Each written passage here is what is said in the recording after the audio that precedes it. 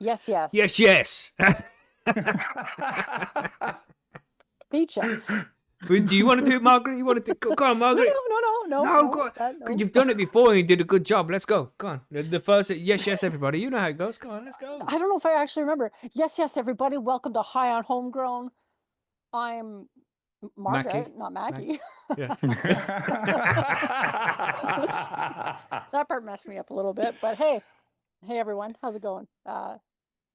I'm joined today by Macky. Yes, everybody. It fucking feels weird. This does. Yeah, it does. Yes, everybody from the UK. You all know Macky from the UK. Thanks for joining us. Hit the like button, subscribe, and all that. Do it, lady. Yes. It's waiting on you, Margaret. Oh, Say, right. and we also have John. Shoot. Oh, and we also have John. Oh, yes, I am here today, everyone. Thank you for the intro, everybody. It's a kind of okay day. Great weekend. It's been a busy weekend. Yeah. And now yeah, we get to do great. this. Yeah. I don't know what to do now. Do I take back over? Or I think you could just I roll with it, think Margaret. I mean, I could, but I don't know. I mean, next week. It's all up in the air at this It point. is all up in the air. Yeah, no Billy this week. Billy's not well, everybody. You know, he's suffering a little bit. So do me a favor, right? If you're on Instagram or something like that, you have Billy on Instagram or on Percy's, on Discord, whatever. You know, just drop him a message and say, "Miss you, Billy. Hope you're feeling good. Hope to catch you next week." You know, because he would appreciate the support, I think. So just if you can, you know, if it's easy, don't go too far out your way or anything like that. You know, don't expect anything like that. But if he is on your friends list, just drop him a message and say hi. You know, send some love to Billy. Make sure he's feeling better. All right, Send that would be super some cool. Socks. Yeah, that's right. Send him some socks. That would cheer him up. That would definitely cheer him up. Yeah, I'm sure it would. That's right. I wish I knew what his favorite football team is. I think it might be West Ham or something. I don't know. I think maybe not. I think if you got West Ham socks, send him a picture of those. Yeah, try and figure out what his football team is and send something that he wouldn't like. That would be funny. All right. But yeah, so he's not joining us this week, but hopefully he'll be back next week. And of course, we have the cannabis news and events we'll be covering a little bit. Yeah, we might as well have a quick look at what stories we're covering there. We've got 5 stories today. One of which, medical cannabis on NHS could unlock £13.3 billion sterling for economy and get thousands back to work. That's from the Daily Mirror, so it's probably all full of shit anyway, to be honest. But we'll see about that. Yeah, and even this seems like a good idea for the UK. So you know what? It's not going to happen because they don't have any fucking good ideas in this country anymore. Sorry. Starting out early with the swears. Yeah. Sorry about that. You might have to tone that down. I didn't mean that. Yeah. Government friend, please don't arrest me. We also have inhaling cannabis may greatly increase your risk of getting asthma, apparently. Asthma. Asthma. We just call it asthma here. We don't try and put any fanciness to it. Just asthma, you know. Weird. Pre-rolls overtake flour as consumers' favourite. A report from the Arts is what I was saying. Allegedly. And I think it's as simple as people just don't know how to roll joints nowadays. I mean, yeah. You know, brief tangent, well, sort of tangent, but I had this problem with, like, our oldest son, he's like 21, and he would smoke weed, and he'd go out, he'd buy these fucking cones. He doesn't live with us, you know, he lives on his own, so it's not like I can roll for him. I wouldn't anyway. You have to learn yourself. But he goes out and buy those cones that are pre-wrapped, and then you just fill the cones up with weed because he doesn't know how to roll. Then he came round one weekend, was like, here's a tray, here's some fucking weed, and here's a pack of Rizla. This is how you roll a joint. Practice. Yeah. And then he did practice, and now he can roll a fucking joint. It takes a little bit of practice, but, you know, it's easy to get distracted by your phones nowadays, I find. But random tangent, there we go. Yeah, we're talking about pre-rolls in a little bit. Legalizing medical marijuana is linked to reduced use of tobacco and amphetamines. A new international study shows. Allegedly. While giving you asthma, maybe. Yeah. Right. Cannabis use quadruples. That means 4 times as much. Quadruples diabetes risk. The diabetes. Yes. Allegedly. Study Allegedly. of 4 Yes. million adults find allegedly fucking 4 million mean, adults. stoners That's a are My pretty big. That's a snackers, pretty you know big what I mean? study. But, yeah. oh yeah, true, Mm. true. And if you're doing edibles, if you're eating fucking brownies every day, there's some THC in it, some Oh, gummies. yeah. You know what I mean? Well, I Maybe do that that. I builds don't up. got the diabetes. Allegedly. Are we sure? Okay. I'm pretty Yeah, sure. that's right. Okay. I haven't been to the doc in a while, but Okay. Mm-hmm. Got to be I aware can of the live- I can live- diabetes. But it's crazy how they just throw all these accusations at cannabis.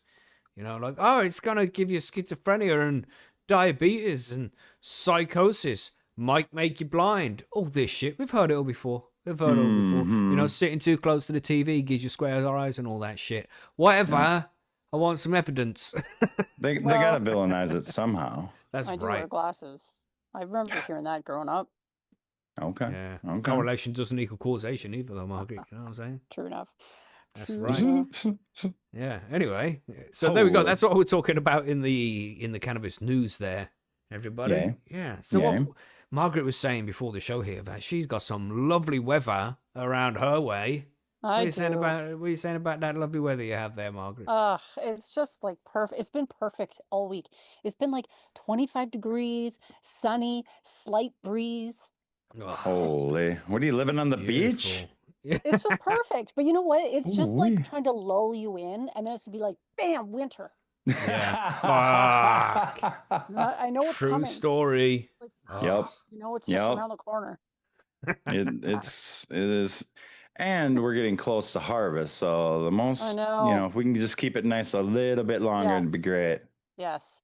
Yes. for the outdoor peoples in the Mhm. northern Yes. hemisphere. Thinking of all Yes. them northern hemisphere outdoor people. Yep. Yeah. Thoughts and What prayers. you smoking on though? You got a drink today? Edibles? What's the plan? I have some Eddies. I just had a gummy today. And I do Sweet. have a little Jacques Herrera in the vaporizer. Beautiful. Jesus. Yes. Fucking Jack Herrera's so Holy. good. I miss that strain. It's What one you of my got, John? faves. Lemonella 99, baby. Nice. That's what's up. Oh, Lemonella 99. What a name. Right? That's That's a quality. pretty Like a- strong one. Mm-mm. I'm gonna warm this thing up right now. That's what we gotta do. Yeah. Turn Sounds it back like a on. Disney character. That's probably because Cinderella, isn't it? But I know it's based on Cinderella, but it sounds so much like a Disney character. Lemonella. It's like Cinderella's Lemonella. Cinderella's cousin. Lemonella. She works in an orchard. Yeah. That's what I would say. I got the usual stuff in the Mighty there, as I do. Mm-hmm. Yeah, man. I got myself a nice one of those OJ beers, which I only drink on Sundays for the show, because they hit like a Bronco, as I said. But we discussed earlier over on the forum, quick tangent here, everybody, but October's coming, right? And people generally, I'm not one of those that conforms with society. I'm sure you're all aware of this by now. But October's coming, and that usually turns into Sober October. So I'm gonna to stop drinking would be easy. To stop weed would be easy, and I like to challenge myself sometimes. So I'll come up with this crazy idea of that throughout October. I will be having no alcohol, no weed, no coffee, and no sugar. That's right. wow. mean, that's no a coffee, lot. too. That's Jesus, right. What? Are you That's trying right. to cripple yourself? Who Look, made the decision to make it Sober October when don't know. Oktoberfest happens everywhere? I'm pretty it's sure Big that Pharma. was a Joe Rogan thing back in the day, was it not? Yeah, but he does Mhm. Sober October. Yeah. Yeah. Loads of people do Hmm. it. I don't know, and I he's guess not it just usually a it conform, rhymes, but so that's why people Yeah. do it. That's Okay. right. Okay, fine. We're Yeah, not that uh, imaginative. indeed. So I'm going to go for that mission. We got Irish Grower as well. Shout out to Irish Grower. He said he's going to stop drinking and he's going to start running as well. So that's very cool. Ooh, Yeah, like Yeah. that. So shout out to Irish Grower. Good luck with it, man. He used to run Good job, marathons buddy. and shit, but COVID stopped him from doing it. So now, and he hasn't got back to it. So now he's going to try and get back to it. So loads of support for you there, Irish. Get on it, man, and same for Yeah, everybody that's else. cool. If you think you can, if you feel as if you could, or you want to challenge yourself and not smoke any cannabis or no alcohol or anything like that, Gilbert says no alcohol, easy. It is easy. You know what I'm It saying? is But I easier don't, than no weed. no weed, impossible. I actually probably today will be my last day of smoking for about a month. Why? What's Ooh, going you on? doing a tea break too? It's gonna be harvest season, so I'll be sitting in a truck all day and every day for a while. I mean, you can't Mhm. And smoke though, right? You can still I smoke. choose no because if anything happens, Mm. that's the first thing they check for. Yeah, Regardless of it's legal, not legal, doesn't matter. yeah. Yeah. And you've been playing a lot of stinks. that fucking farm simulator. Yeah. Yes. Now, I'm Realize not you talking about balance it Farm off. Simulator, everybody. Okay. SG2 Honestly, says, though- I'll do it with you. Nice, SG2. Nice. Yeah, Sorry, a Margaret. month off of weed though is kind of nice because it resets your tolerance too, which Mhm. means Shit, I back don't to have it. one anyway. oh, okay. Well, it'll reset it even lower. Yes. Yeah. Yes. Yeah. But, I've been partaking in whiskey a lot recently as well. I say a lot, a few times a week. I'm drinking on a nice, delicious glass of whiskey. So it's just like, I should probably take a break from all this shit. I only drink a couple of coffees a day. Don't drink a lot of coffee. Okay. I I still don't really think get that- a I lot coffee, of think- not the sugar tea? either, so. I think the coffee would be hard though. Honestly. Oh God, yes. Yeah. Coffee really hits me, man. It's like cup of coffee in the morning, I'm it's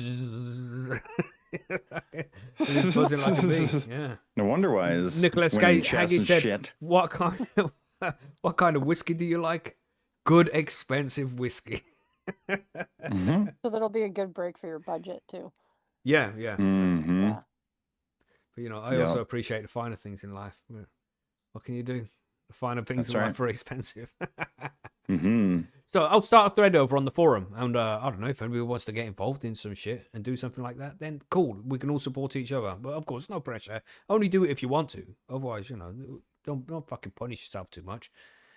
It's not about punishing yourself; it's about challenging yourself. So you decide what you want to do. But with that, I think I Okay. think we're ready to move on to the news after a random tangent about Sober October. Shit. Get after it. Yeah, you ready? Yeah. Yeah. Yeah. Let's go. Yeah, let's do do it. it. Lady. Mm-hmm.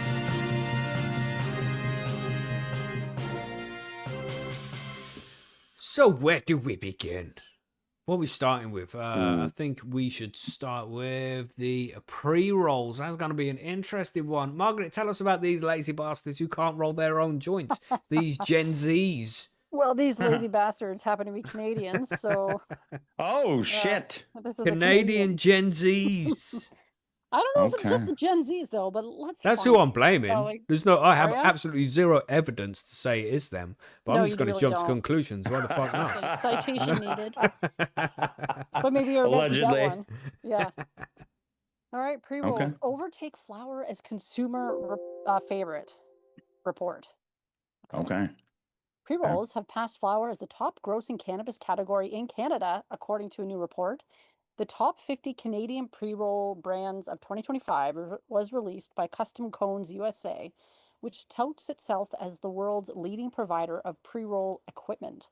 Using data provided by sales analytics firm Headset, the report reveals pre-rolls generated more than $1.27 billion in revenue in 2024, with nearly 69 million units sold, securing a 32.8% market share, second at the time to flower. But Holy.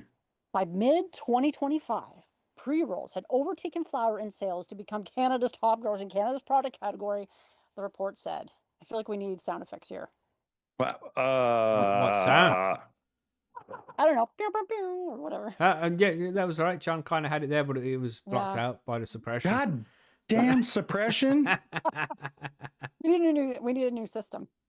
Anyway, It's Zoom doing it. We can just do it ourselves. Yeah. Pew, pew, pew, pew. Yeah. Yeah. yeah, we could. There we go. That Pre-rolls. was pretty close. I feel like that It guy was from pretty good that. It was like Yeah. it was right there. It was like Mhm, Police Academy. mhm. You know that guy who makes all the Yeah, that noises? guy. Yeah. Michael That was me for or- a second there. Yeah, whatever his name is. Winslow. Sorry, Margaret. You were saying. That's okay.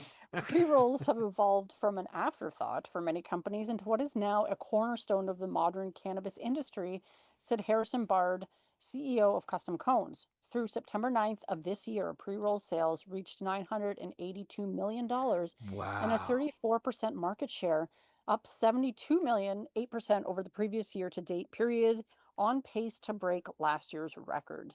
The report said. Holy. Damn. That's That is crazy kind of money. crazy. By comparison, flower recorded 909.4 million in sales and a 32% market share over the same period, down 23 million from 2024. Okay. Headset data tracked consumer transactions on Alberta, BC, Ontario, and Saskatchewan. Topping the list, I don't know if we need to go through brands, or do we? Topping the list of pre-roll Nah. brands is General Admission. Yeah, blah blah blah.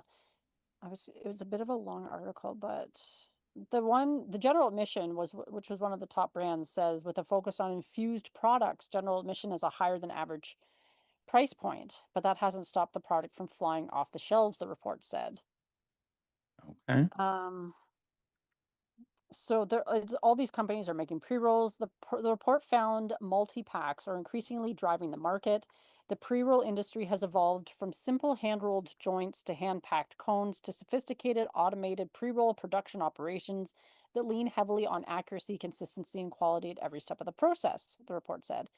And if you're a cannabis company that's not producing pre-rolls, you should be, Custom Cones said. And let's not forget, they're also are they not trying to sell pre-roll joint rolling machines? Yeah. Yeah. But I guess the evidence also doesn't lie. Pre-rolls represent an ideal entry point into the market, as well as an opportunity for cultivators to expand their product lines, as they require a lower initial investment compared to concentrates or edibles, and offer higher margins than raw flower products. 82% of Ooh. cannabis smokers purchase 82%. I had to, wow. Sorry. I gotta start from the beginning of that. Distracted. It's just like that many, Like, holy shit. what? What did you 82% say? of cannabis smokers purchase pre-rolls, and 94.2% prefer joints as their consumption method, the report said. Oh, Wow. here we go. Millennials. Told ya. Called it. That's not Gen Z though. They're Millennials, in there. 1981 to 96, lead purchasers are the lead purchasers at 44%, followed by Damn Gen millennials. X. Hold on a Gen second. X. Wait a What minute. are Wait you a minute. saying? Wait a What are minute. you saying here? Millennials are the lead purchasers of what? Flour or pre-rolls? Pre-rolls. Wow. There's no reports about pre-rolls. See, you are incorrect on this one. Wow. Gen Z, 24%, Gen Z, 18%, and boomers, 12.5%. So it's the millennials and Gen Xers that are. I have nothing to say. Wow, this is Neither do I earth-shattering. at this point. No. That's Um, absolutely terrible. Convenience Yeah. is the top consideration for buying pre-rolls. According to 45% of respondents, potency drives the decision on which pre-rolls to buy. 70% rank it first, followed by price point. Custom Cones said the days of hand-rolling joints should be gone for cannabis companies. As demand and competition rise, successful brands quickly realize that hand-rolling and packing aren't sustainable. This is where strategic investment in automation pre-roll machinery becomes critical. Wow. Okay. Yeah. So I don't know how I feel about that. No, rolling the joint is an artwork, man. It's a skill, Yeah. something that people acquire over years. Yeah, I know, but like You were they really lazy. just want to go buy a. I mean, honestly, when I worked at the dispensary like a few years ago, they were really popular even then.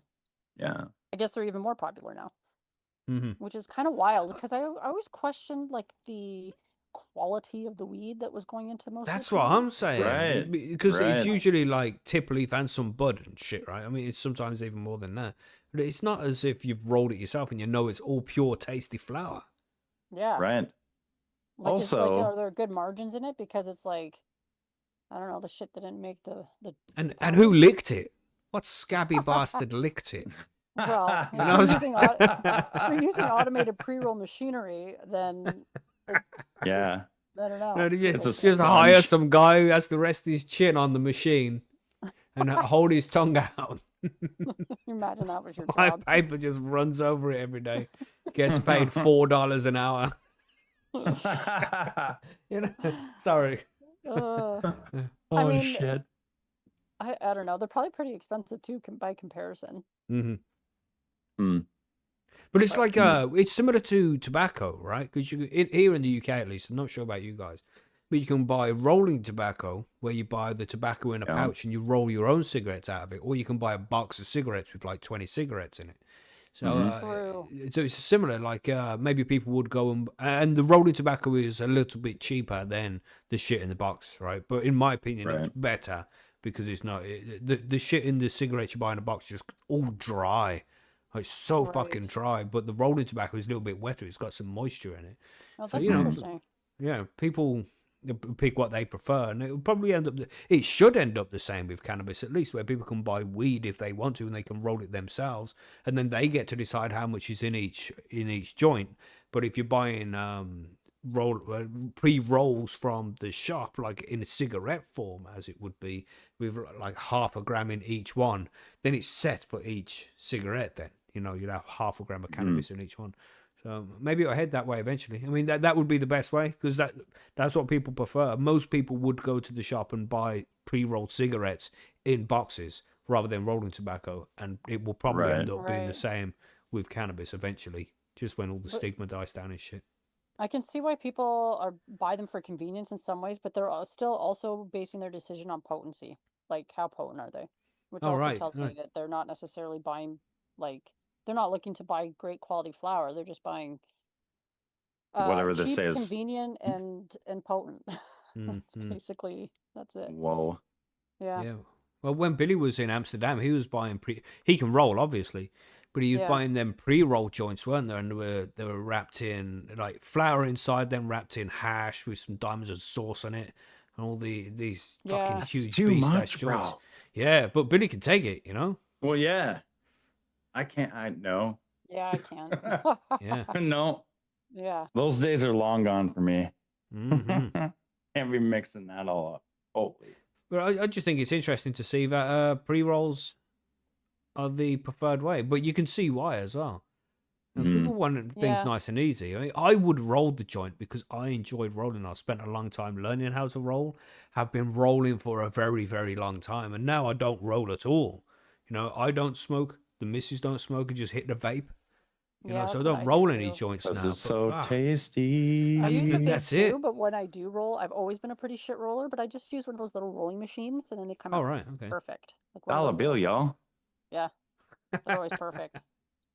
I suppose if I had the patience and the desire to smoke tons of joints. Yeah. But each their own, man. Just do what's good for you. Yeah.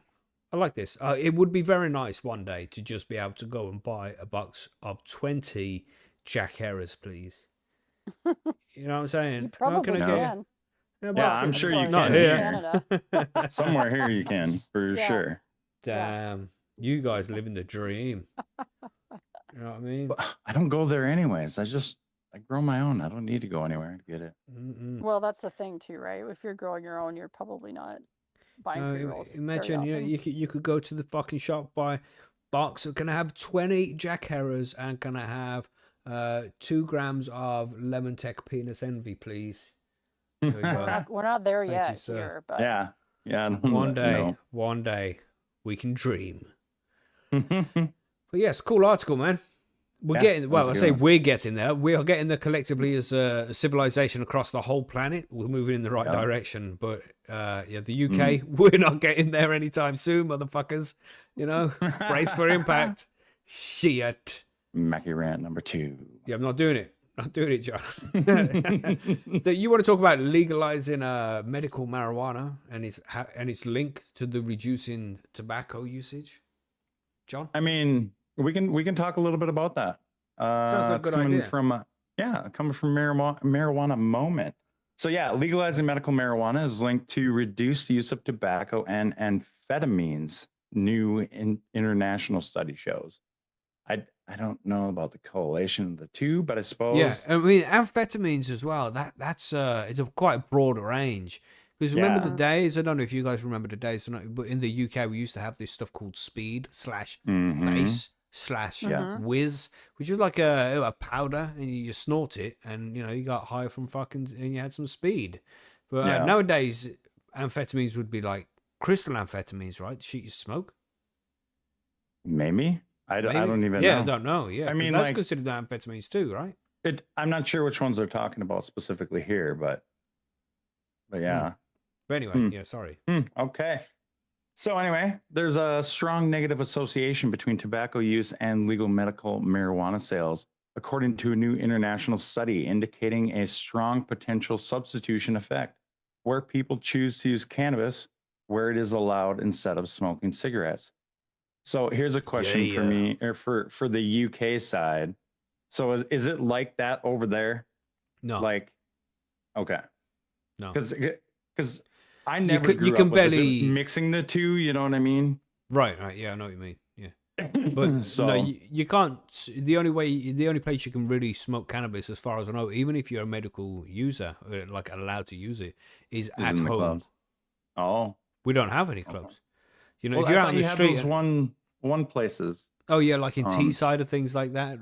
But if you mhm, can find those, and still there might be trouble to arise from that because the police right, still are unaware that it's legal for medical use and shit. I wouldn't want to speak out of turn because I don't really know. You know, anybody right. with experience would know. But you see it quite often on YouTube videos and things like that. People getting busted for cannabis even though they're legally in possession of it. You know, things are changing, but very, very slowly. Right. And you can't smoke cigarettes indoors anywhere here in the UK. You can smoke them at home, but nobody seems to do Hmm. that now. Everybody goes outside to smoke. It's very rare for to Right. smoke indoors, you know. So Hmm. even with cannabis, that's going to be the same thing. Smoking indoors is a no-no. Smoking out on the streets is very frowned upon. So you can only really Right. do it from home. And if your neighbors are dickheads, then that can get you in shit as well. So, Oh, it's fucked. bro. It is. It is. Yeah. Well, So we all let's take fucking amphetamines and tobacco instead. You know? Okay, let's continue. See where else this goes.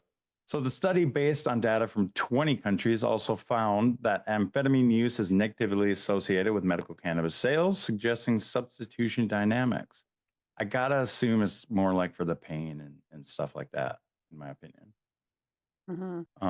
The researchers additionally concluded that a well-regulated medical cannabis, or MC, market can generate sustained economic benefits, emphasizing the need for comprehensive legal frameworks that address licensing, production standards, and access pathways, adding that removing barriers to access and enhancing consumer education will support the development of responsible and sustainable market. The analysis also showed a sustained growth trajectory in medical cannabis sales after legalization, finding that the policy change is associated with an average annual increase of 26.06 tons of medical cannabis sales in legalizing countries. That's a lot. After excluding the US, which the researchers called a major outlier in the market size, there was a slightly lower average effect of 20.05, which still supports the persistent market expansion. So what are they saying? So it's 26 without including the US? I have I no think that's what idea. that means. I have no I idea think what that's this what is that means. saying. Okay, anyways, the author based in Germany and Lebanon cautioned that given the ecological nature of the design, these results should be interpreted as population level associations rather than individual level casual effect. Nonetheless, they highlight the potential economic relevance of cannabis legalization in expanding regulated markets and reshaping consumer behavior, the paper says. The study contributes to debates on legalization, public health, and economic policy by providing empirical evidence on the associations between legal reforms and market dynamics. The study comes amid new research indicating that cannabis use is linked to lower alcohol intake and diminished cravings in heavy drinkers, according to a new federally funded scientific paper. I think we covered that. In a study earlier this year, scientists at the University of Sydney published a paper investigating the theory that non-intoxicating cannabidiol, did I say that right? Yeah. Yeah. Cannabidiol. Cannabidiol, there we go. The I, man. CBD. Could mitigate problematic drinking issues. The research published in the British Journal of Pharmacology, with funding from the Australian National Health and Medical Research Council, found that CBD represents a promising candidate to reduce voluntary alcohol consumption. According to a federally funded study published in the journal Nature earlier this year, CBD has potential to treat alcohol use disorder by reducing withdrawal symptoms and lowering the risk of relapse, while also providing neuroprotective effects. The result of the study underscores CBD's potential therapeutic utility for alcohol use disorder and provide I can't talk today, mechanistic insights Mechanistic. into mechanistic. See, I said it, then you said it. Now I can't say it again. It's a stupid word. What they could have Mechanistic. easily found a Mechanistic. different fucking word to use in Yeah. place of that. They didn't use Oh, they need could. to use that word. That was ridiculous. Why have you done Mhm. that, marijuana moment? Please Yeah. consider your audience. Yeah, for the love of Yeah. Jesus. This also comes at a time when younger Americans are increasingly using cannabis-infused beverages as a substitute for alcohol, with 1 in 3 millennials and Gen Z workers choosing THC drinks over booze for after-work activities like happy hour, according to a new poll of 1,000 young professionals. Fuck, of course you would though. Yeah. Of course you would. If you're gonna go and have a tasty beverage, you want alcohol in it or some nice THC. THC, please, governor. Mhm. I mean, I went to a bar this weekend while we were on our little bike ride, and it's kind of like a mixer bar. So they don't actually have any like spirits or that type of alcohol, but they were carrying the THC drinks there. I You love could get that. those, but I couldn't ask for like a Morgan Coke. Oh, really? what? Yeah. I could get a beer or a THC drink, but I couldn't get like a Morgan Coke. If I brought my own bottle of Morgan, then they Yeah. would mix it for me. Interesting. Why would you mix it So with now I'm Coke? drinking and driving. What? Obviously, if I'm coming to this place, if I'm drinking any kind of liquor, like this is a bad idea. But you can get But- THC drinks there. That's kind of cool, though. Yeah. Morgan's Macky whiskey, still right? Can't figure out why you're Rum. mixing whiskey and Coke, but that's a Yeah, what pretty the fuck is wrong with you? Rum. That's a pretty Yeah, common But still, what you? mix. Wow. People do that a lot. Oh yeah. It just doesn't. like a- It doesn't make any sense to me. Like you spend a lot of money on this high quality liquid that has been made in a specific way to taste a specific way, and then you go and mix it with something. Yep. People don't like Jesus. the harsh sometimes. Okay. Well, they should stop being I don't pussies, John. understand it. Listen, it's not me. Drink and the I'm at whiskey. fault, okay. Just- However, I do like a Morgan Dr Pepper because the Ooh, Dr. Pepper, huh? No, yeah. No, I do agree. Some of that shit does go nicely when you add a bit of Coke to it. But when it's, for sure. I just like, as the song says, I like my whiskey neat. You know, I don't Okay. even put ice in that shit because it dilutes it. You know, and when I first taste the whiskey, I might put a few little drops of water in it to loosen it up to let the flavors and the terpenes out a little bit. But nah, just whiskey as it is, please. Ooh, a governor. dark and stormy, Yes. though. That's nice. What's a dark and Ooh-wee. stormy? I forget what's in it, but it's just good. I think it's rum. Is it rum? It's just good. Right. I don't know. I don't think I've ever had that one. Oh, it's very nice. Nice. It's, Yes. it's a very nice bevy. I have heard of it, but I don't know what it is. I went to But an there's so American many bar mixed once drinks. and ordered a Ryan Ginger, and they looked at me like I had 3 heads. What? Okay, but tell me what's in it because maybe it's called something else. It's just like a rye whiskey with ginger ale. Oh, a rye and whiskey and ginger. Okay. Yeah. Okay. So that would be like me going in and asking for a Jameson ginger. Yeah, That's what it I would be guess like. so. Yep. Yeah. What are you on about Jameson ginger, John? Jameson whiskey with Yeah, ginger but beer. But you don't mix whiskey with things. It's like a Moscow Mule. It's, Oh, I love an- Moscow Mules it's too. like an Irish mule is what it is, Right. basically. Moscow mules are good. Mm-hmm. Okay. Each to their own. That's what I like to Okay. say. Sorry, we got a No, little off. Yeah. Green Oh, Grocer there crap, talking sorry. about 20-year Macallans. I'm coming around your house, bro. Let's go. Mhm. You got a 20-year Macallans out there? That's an expensive bottle of whiskey, by the way. Jesus. But anyway, let's talk about cannabis a little bit more. All right. Okay. But 'cause we got here this. Like, what are they doing? If anybody's listened to the show for a while, Back to it then. yeah, back to it then. Thank you, Chit. Thank you, Chit. The UK, as you know, you should know if you've listened to the show for a while, is a little bit fucked when it comes to cannabis, and it's been legal now, legal with air quotation fingers, you know, one of those, like legal for medical use for, what's that, 8 years? It can't be 8 years. Nah. When we're looking at 2018, it was legal. That's 7 years. Oh my Jesus. 7 years. It's crazy that it's been legal for this long and we just are nowhere. Anyway, let's go to the article here. Medical cannabis on NHS could unlock 13.3 billion. You see that on the screen there? That's a pound sign. It means English money. And that means 13.3 billion. That means 13,000 millions. 13,000 millions, all right? You need a whiteboard. For economy to get thousands back to work. Because also, if you legalize cannabis, well, this is just medical cannabis as well, but it'll open up opportunities for new jobs that people can go to for thousands of people across the country.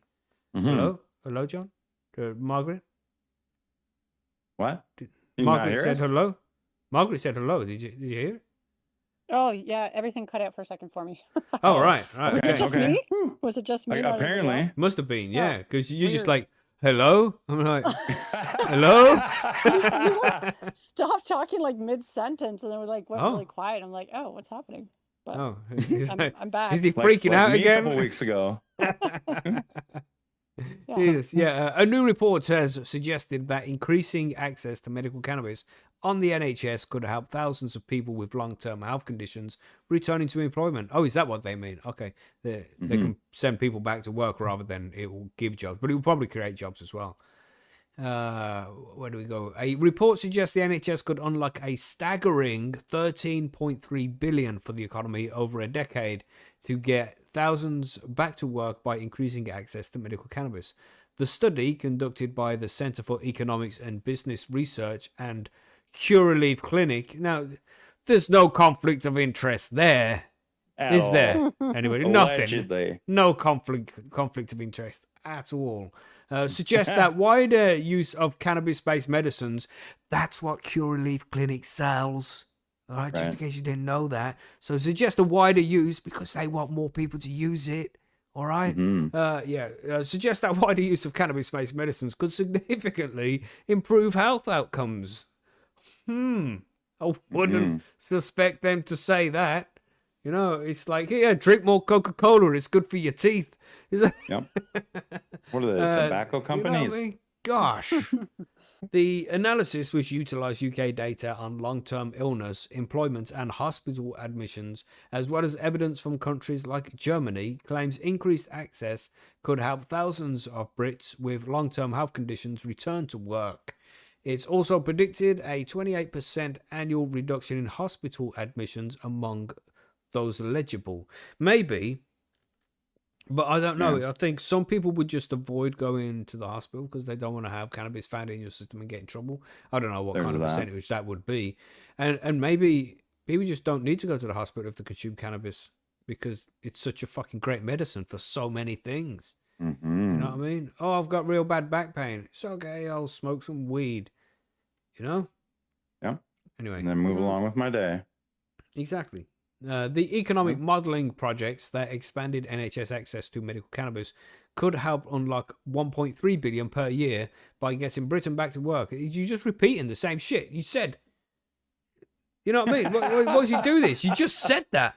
Rising to 4.5 billion in gross value added GVA over 5 years. Oh my god.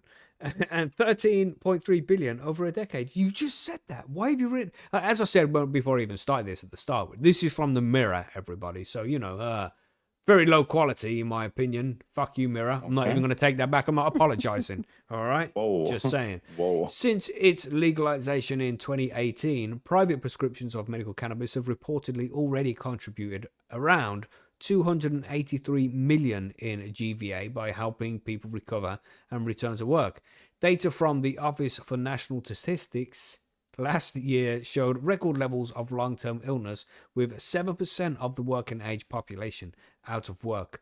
2/3 of those unable to work due to long-term illness have exhausted all traditional treatment options. As a result, many feel helpless, experience decreased self-esteem, and suffer from a decline in their mental well-being. Dr. Simon Eridge, research director at Curaleaf Clinic, commented, "As a doctor, I see daily how chronic illness doesn't just affect someone's health, it removes them from the workforce, creates economic hardship, and leads to a cascade of social and psychological problems that can worsen the cycle of ill health." And, you know, you got to give it to him. I mean, that's pretty true. If people are taken out of work, they go into poverty, they lose their self-esteem, and that can give them depression. You know, Yeah. and other health issues, man. It can really have an effect on people. He said that the report points towards a future where people have more choice and control over their treatment, enabling them to rejoin the workforce.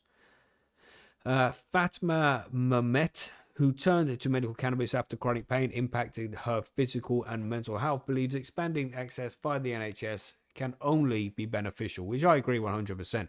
It should be on the NHS. People should be able to access this as a legitimate medicine. But do you remember, everybody, last week we covered a story where a woman was using cannabis as medicine, not legally. She didn't give the money to the correct people for the bribe. She didn't pass it on, get the cannabis from the right people. She had cannabis and it was found in a system, and she had her driver's license taken off her, done for drug driving, and she can't drive for a year. And that's going to happen to lots of people who are also using it for medicine, right? Or you're going to have to go to court and have if a copper pulls you over and he's like, oh, it smells like what was that guy said to me that one time? This car stinks of the ganj. This car reeks of the ganj. Yeah, so what can you do? You're going to be like, oh, I got a prescription. This guy doesn't know what you're talking about, so you have to go through court and all this bullshit. Jesus. Is that going to happen as well if we increase the usage, the availability of cannabis? Or are you going to sort that problem out as well, are you? You fuckers.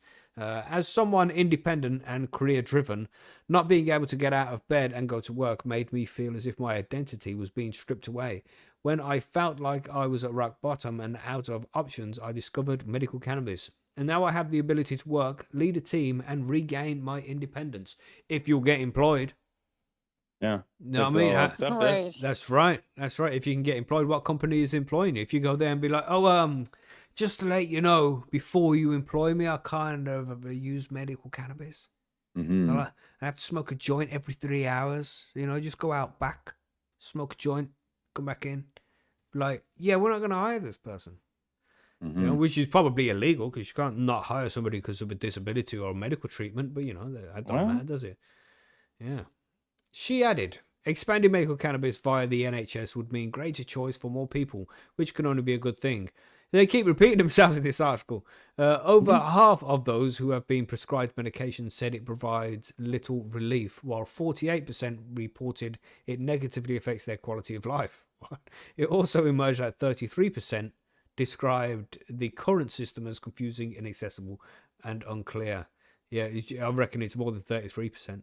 It found 44% of those who have not previously been prescribed medical cannabis said they would consider trying it if it were more widely available on the NHS. Pushpin Singh, managing economist at the centre. What are you laughing at, John? Nothing. You did well. Oh, that was a solid 9 out of 10. Thank you. I don't know how I could have said it any better if I put an accent on it. That would have helped. No, it wouldn't, John. We're on YouTube. Sure. You know? I'm not sure what Managing economist at the Centre for Economics and Business Research concluded, our analysis showed that appropriately prescribed medical cannabis can help people with chronic conditions return to work. Expanding the NHS would benefit patients while delivering significant productivity gain and cost savings to the UK economy, which indeed it would. But there's a lot to change before we can get to that position. You know what I mean? There shouldn't be, though. Yeah. 7 years. Sure, for sure. Yeah. Ridiculous. Nearly 8 years. No, nearly 7 years. I'm doing bad maths again. Sorry. Yeah, nearly 7 years. Because it was in November time of 2018 when it was legalized for medical use. Okay.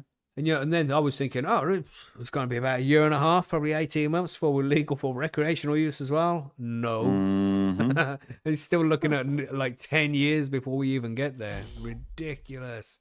Yeah, that's great. Ash in the chat there said, my manager is also on medical cannabis and vapes during meetings as we all work from home. Bonus. Good job. Oh, That's cool. that's not everybody has that. So when you were reading that part, I was wondering, Margaret, up in Canada, because I know a bunch of the guys that work on pipelines and stuff, that's like still even like a big no-no. Is it that way throughout, or has like certain companies are pretty much just okay with it now? Oh no, I don't think you can just start smoking weed at work. Well, not what you mean? necessarily, but at least even like say you were a medical patient and you're like, hey, listen, I on lunch I have to go out and hit my vape a couple times, et cetera, or before I come to work I have to vape, you know. Yeah. Like, are they against I that, or I don't know. I don't know because I don't really work in a regular place, but right? it would probably really be dependent on who you're working for, Right. I would imagine. And Right. as some people have said in the Yeah. chat, I might not say anything to anybody if it were me. Like if you go out, Right. take a puff off your vape at lunch, does anybody really need to know? Like, Well, right, but if there's smell out on you when you come back in, or whatever, you know what I'm saying? And yeah, Viking in the chat who used to work on trucks, he says transport is a no. They will take your Yeah, that's a license. big no-no Yeah. too. You know, and SG2 mentioned in the chat there as well. Stop testing for it because they don't test for alcohol, do they? Why are they testing for cannabis? in transport, You know, well, I don't know. I don't Across different job sectors. And SG2 just also asked, do they test for it in Canada? Do you know about that, Margaret? Again, I think that would really depend on the company you're working for. I say generally Yeah. speaking, no, I don't hear about a lot of testing, but it might depend on the industry you're in. That's it. I They, think yeah, it's going I to be a know the lot. pipeliner guys. They depending on where they go and who they're doing work for, like they'll before they even leave, they end up having to go in, get piss tested before they get the okay to go. Right. I But wonder do if they're they testing also for get? weed though, or are they testing for other drugs? They test for it all. Right. Do they test No. for gabapentin and shit like that though? I don't know if they test for that. That's right, because it's They legal. But definitely still don't fuck test you for up. perks, I don't think. Crazy. Anyway, yeah. So that's going on in the UK. There, if we legalize medical cannabis properly, it could unlock 13.3 billion over 10 years, 1.3 billion a year. It's a lot of fucking money. It's a lot of jobs, and it's a lot of people out of fucking poverty. You know, it makes a big difference. But the government still won't do this because they have no fucking idea what they're doing. Sorry, the government still won't do this because they are extremely concerned about our safety and our well-being, and they just want to keep us safe and happy. Thank you, government. Let's move on to the next story before we get arrested. Inhaling cannabis may greatly increase your risk of asthma. Asthma, yeah. Was that better? Asthma. Was that better? Asthma. That's pretty good. You got to say it like you're wearing braces or something there, Margaret. What's that? Yeah. Well, there's a TH in it. I mean, come on. I have a retainer, asthma. Jesus. Let's see what they have to say. Yeah, let's see what they're saying. Yeah. Inhaling cannabis may greatly increase your risk of getting asthma. If you're looking to reduce your chances of developing lung disease, say experts at UC San Francisco, then it may be smart to avoid inhaling cannabis. Yeah.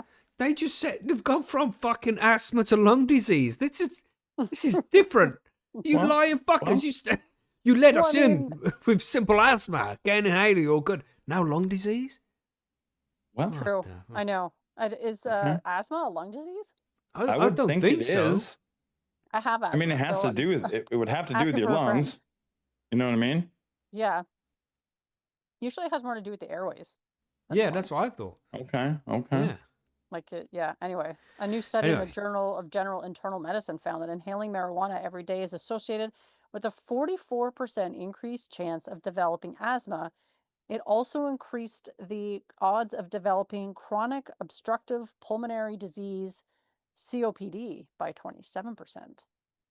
So maybe that's where the lung disease comes in. I don't really know. I'm not so super familiar with the COPD. I'm so glad I don't smoke anymore. Just reading that shit. I'm so glad I don't smoke anymore. Just saying. Yeah, the tobacco is definitely bad. But if you want to, if anybody out there thinking, I should really quit smoking, yes, you really should. Stop smoking. You won't regret it. Yeah, absolutely. Get yourself a nice vape and shit. You know, you still smoke now and again, but even if you can reduce your smoking by 50%, bonus. Try it, man. Do it, really. It's not cool. Sorry, Margaret. That's all right. Onward. The COPD risk may be understated, since the disease takes decades to develop, and the researchers did not have detailed information on how long people in the study had been using cannabis. In defining the concept of inhaling, the researchers included smoking, vaping, and so-called dabbing, which involves breathing in the vapors of concentrated cannabis. The study found an association between elevated risks to a person's lungs, and doing any of those things with cannabis, even for those who had never smoked cigarettes. For this group, inhaling marijuana every day was linked to a 51% increased likelihood of developing asthma. The association with COPD was also elevated, but it was not statistically significant. The study is the largest yet to examine the association between inhaling cannabis and risks to respiratory health among people who have not smoked cigarettes. Of the 380,000 adult participants, nearly 222,000 had never smoked tobacco. The data comes from the Behavioral Risk Factor Surveillance System, a national survey by the Centers for Disease Control and Prevention. Experts say the broad legalization of cannabis across much of the country and the perception that it's healthier than tobacco has led people to minimize the risks. The message about smoking tobacco being bad for you has gotten out there, but for cannabis, it's much less clear, said Alison Rustagi, MD, PhD, assistant professor at UCSF, and first author of the paper. If people are looking to reduce their likelihood of developing chronic lung disease, they should not start using cannabis, she said. And if they already smoke cigarettes or smoke cannabis, then they should do it less often. Well, I already have asthma, so it doesn't affect me. I mean, I've been alive for 48 years, and I don't know anybody who has gotten either of those after Yeah, starting they were to smoke. smoking. They had it beforehand. Mhm. Like it's Right. usually like, hey, I've got asthma. I can't run and shit. Yeah. But can I have some of that weed? And it's interesting that they said it was for like dabs and vaporizers as well. Because Mm. Yeah, most people would suggest that if you want to minimize some of the risk, then at least use a vaporizer some of the time. yeah, vape But it instead of combust it. Yeah. Yeah. Right. yeah, I Mm. don't know I don't know. I think more studies are needed. Yeah, I absolutely. mean, that was a pretty big group of people too, honestly. It wasn't like It was. we checked 120 people. Yeah, but so, these studies are fucked, aren't they? They'll probably send out a Yeah. questionnaire to everybody on email or Facebook or something and be like, does smoking make you wheeze a little bit? And they'll be like, yeah, like, oh, that's asthma. And there you go. There you go. You don't know what kind of questions were put on the questionnaire or how they found out this information. And these studies can often be fucking corrupt in some way. You And know how what I much mean? it didn't really talk about how much they were consuming It's as another well. thing, Like yeah. when I Mhm. smoked cigarettes, I definitely noticed some wheezing in the morning. It was pretty brutal, but Yeah. I've never had that with cannabis. I used to smoke so much. I say it often, but it's brutal to even fucking say that. I would take breaths and it sounds like the souls of children in the depths of hell screaming. What a Jesus. visual. But that's what it fucking Holy. sounds like. So, Right. Right. Yeah. it's like, that's savage. And no, now I can take these deep breaths with no sound. And man, smoking is so fucking bad for you. It's so enjoyable. Don't get me wrong. I know people fucking enjoy it. You get addicted to it and shit. It's enjoyable. But man, you really need to fucking stop. It's so bad for you. It's so bad. Yeah. So and now I can breathe properly. And everybody who's listened to the show for a long time knows I used to smoke so much fucking weed, man. I was completely happy with it. And now I don't. And now I'm so much happier with it. You know. Right. Mm-hmm. So just try, everybody. Just try. Even if you can reduce the amount you smoke, even better. You know, to quit would be even better. But if you can just even reduce it, it's something. Just do it, man. Mm-hmm. Gosh, don't want to turn all health guru on you motherfuckers, but seriously. Cannabis is good and you can enjoy it in so many other... It's 2025 now. If the world went to shit, if the shit hit the fan, as they say, then yes, smoke your cannabis. But while we got access to vapes and edibles and just, all these different ways to consume that are so much safer. And isn't there some studies on one of the terpenes that's good for respiratory ailments as well? Yeah, that's Like, right. Yeah, because it's pinene, I think. I think it's pinene, which pinene it's... or beta-caryophyllene, one of those two. Well, it's an I forget. expectorant. One of Okay. them's an expectorant that can clear the lungs. Yeah. Mm-hmm. Yeah. So Mm. do some Heard a lot research on about that, mullein motherfuckers. for that. Okay. Oh, I've heard about that too. I don't know Another if I've plant. found that worked for me. I but, don't know. I don't know. but hey, Okay. try it again.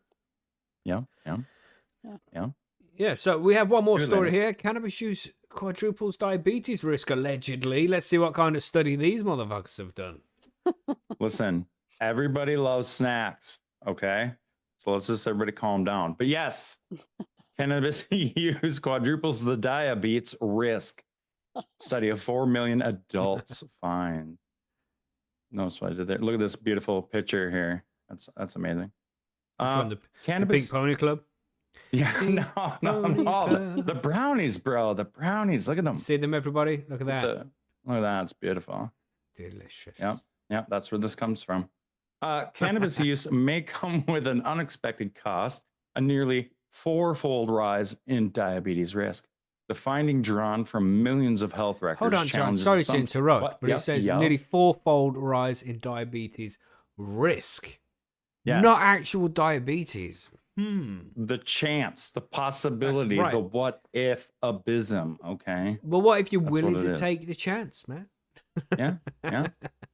Sorry. I mean, tobacco is still out there apparently, so you know what I'm saying. And Coca-Cola. McDonald's. What about drinking Coca-Cola increases the risk of diabetes by how much? And Pepsi. Let's just throw Pepsi in there as well, so we don't get sued. You know. Yeah. Yeah. High fructose corn syrup increases the chance of diabetes by how much? Bet it's more than this. I bet it's more than this. I would 100% agree with that. Okay, moving on. So Sorry, the finding, no problem, not at all. Drawn from millions of health records, challenges assumptions about the drug's effects and underscores the need for closer medical monitoring. Cannabis use and diabetes risks. Let's read about it. Cannabis use has been associated with nearly a 4-fold increase in the likelihood of developing diabetes, according to an analysis of health data from more than 4 million adults. The findings are being presented at this year's annual meeting of the European Association for the Study of Diabetes in Vienna, Austria. Worldwide cannabis use continues to rise, with an estimated 219 million people, 4.3% of the global adult population, reported as users in 2021. Despite widespread consumption, the long-term effect of this on metabolism remained poorly understood. Some early research has suggested potential benefits, including anti-inflammatory properties and support for weight management. Others, however, have pointed to concerns about how cannabis might affect glucose regulation and insulin resistance, and the scale of the potential diabetes risk has remained uncertain. You just see there, SG2 in the chat. He says, brace yourselves, everybody. He said, these studies must be done by the same people that say illegal immigration are good for the community. Where did that come from, man? Sorry, John. Sorry. We got the best people in our chat. That's right. Thanks, SG2. Yep. So large-scale real-world data analysis to provide stronger evidence. Dr. Ibrahim Kamel of Boston Medical Center in Massachusetts. How did I do, everybody? Was that a good one or no? Oh, yeah. Sorry. I would say that was a thanks. solid Jesus. Are you guys sleeping here? 7.5. Holy shit. Just baffled by the way you pronounced it, man. Ibrahim? No, it's the second bit. It's the camel, right? It's camel. Camel? No, camel. Fuck Camel? Ibrahim Camel. There's no C there, man. If it had been a C, I'd have been like, yeah, camel. That's you gotta no problem. pronounce it a little bit that chutzpah. Ibrahim Camel. Listen, I'm not doing that at all. Okay, because I live in the U.S. That's right. Get canceled. Anyways, shit, am I gonna get arrested now? Yeah, maybe. You might. Shit, I might. Jesus. So, the Boston Medical Center in Massachusetts, USA, and his team reviewed electronic health records collected from 54 healthcare institutions within the TriNetX research network, which includes sites across the US and Europe. Their analysis identified 96,795 outpatients aged 18 to 50 years old, which 52.5% female, with cannabis-related diagnoses between 2010 and 2018. These diagnoses range from occasional use to dependence, and also included cases involving intoxication or withdrawal. For comparison, the researchers matched this group with 4,160,998 individuals with no history of substance use or major chronic disease, aligning them by age, sex, and baseline health conditions. All participants were then tracked over a 5-year period. Wow, that's a huge fucking study. Jesus. Yeah. Well, they did say it was, what did they say? 4 million people? Yeah, 4 million yeah, people. yeah. Yeah, over 5 years. 4,160,998 to be exact, Sorry. apparently. Yes. Yeah. Well, at least we're getting precise numbers here. You know Right. what I'm Right. We like to be accurate here. saying? So after controlling HDL and LDL cholesterol, uncontrolled high blood pressure, arterial sclerotic cardiovascular disease, Fucking cocaine 3 use, out of alcohol 10. use. 3 out of 10. Thank you. We're getting worse. Damn. And several other lifestyle risk factors. The researchers found that new cases of diabetes were significantly higher in the cannabis group, 1,937, which is 2.2%, compared to the healthy group, 518.6%, with statistical analysis showing cannabis users at nearly 4 times the risk of developing diabetes compared to non-users. So again, we're stoners. We like snacks. Okay, You think that's so what it's it not, is? It That's could a lot of be. snacks. That's a lot of snacks. I mean, like a fuck ton of snacks. well, I'm just saying it's a possibility. Okay, it might have something to do with all the rest of the crap in all of our food, also. But Right. you know, nobody wants to look at that. Allegedly. While the authors note that more research is needed to fully explain the association between cannabis and diabetes, it may come down to insulin resistance and unhealthy dietary behaviors. Nevertheless, studies results have immediate implications for metabolic monitoring practices and public health messaging. And here's their message. As cannabis becomes more widely available and socially accepted and legalized in various jurisdictions, it is essential to understand its potential health risks, said lead author Dr. Kamel. I'm going to say it that way. These news sites from reliable real-world evidence. Camel, whatever. That's right. Well, and I'm just going to use that. it. I'm going to, when I'm editing now, I'm just going to take that little bit where you said camel. I'll put it everywhere where you said Kamal or anything different. That's right. I'm only doing this just to get at you. So these news sites from reliable real-world evidence highlight the importance of integrating diabetes risks awareness into substance use disorder treatment and counseling, as well as the need for healthcare professionals to routinely talk to patients about cannabis use so that they can understand their overall diabetes risk and potential need for metabolic monitoring. The authors note that more research is needed on the long-term endocrine effects of cannabis use and whether diabetes risks are limited to inhaled products or other forms of cannabis, such as edibles. Despite the important findings, this is a retrospective study and cannot prove that cannabis use causes diabetes, and the authors cannot rule out the possibility that other unmeasured factors may have influenced the results, despite efforts to reduce confounding bias via propensity score matching.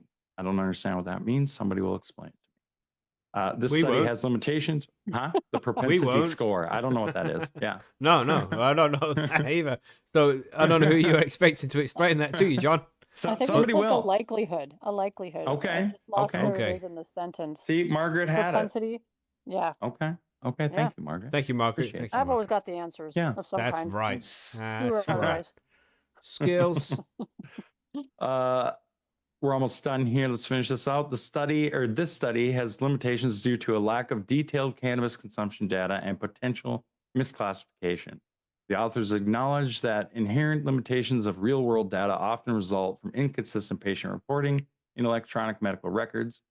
They also note that there is a risk of bias because of imprecise measures of cannabis exposure and the reliance on participants to accurately report any cannabis use, even when they lived in places where the drug is illegal. I don't know what to think about this. Well, I'm glad that snacks. they at least called it where they say like they can't exactly say that cannabis Right. causes diabetes, so at least they're admitting that. Right. Right. But they didn't really say. Did they really say why they think that, or No, just they that? didn't No. really. Just Well, they that said one they No. in 4 mentioned million? dietary changes or something. What did they say there at some point? Yeah. I don't know. Type of lifestyle and dietary habits or something. Yeah. Yeah. Because they used to have that study where they would say people who, if you don't brush your teeth, it gives you heart disease or some shit like that, because it was correlated with some kind of study when they didn't take into account that maybe the people who don't brush their teeth don't have the kind of lifestyle that would give them good heart conditions. You know, like they Right. ate bad foods, they didn't exercise, there's all other things they did to their body, they didn't look after it properly. You know what I mean? So Mhm. yeah, mindfulness running in the chat said it's just a correlation. I think that's quite accurate. I would say that's probably the case. You know, ad hoc ergo propter hoc, and that the logical fallacy of correlation does not always equal causation. It's an important one, and Right. it's one you see a lot. They try and stick anything to cannabis if it's going to be bad. But when you see, you know, it's like they don't be like, oh, we have this correlating study that shows that cannabis helps with epilepsy. Where's that study?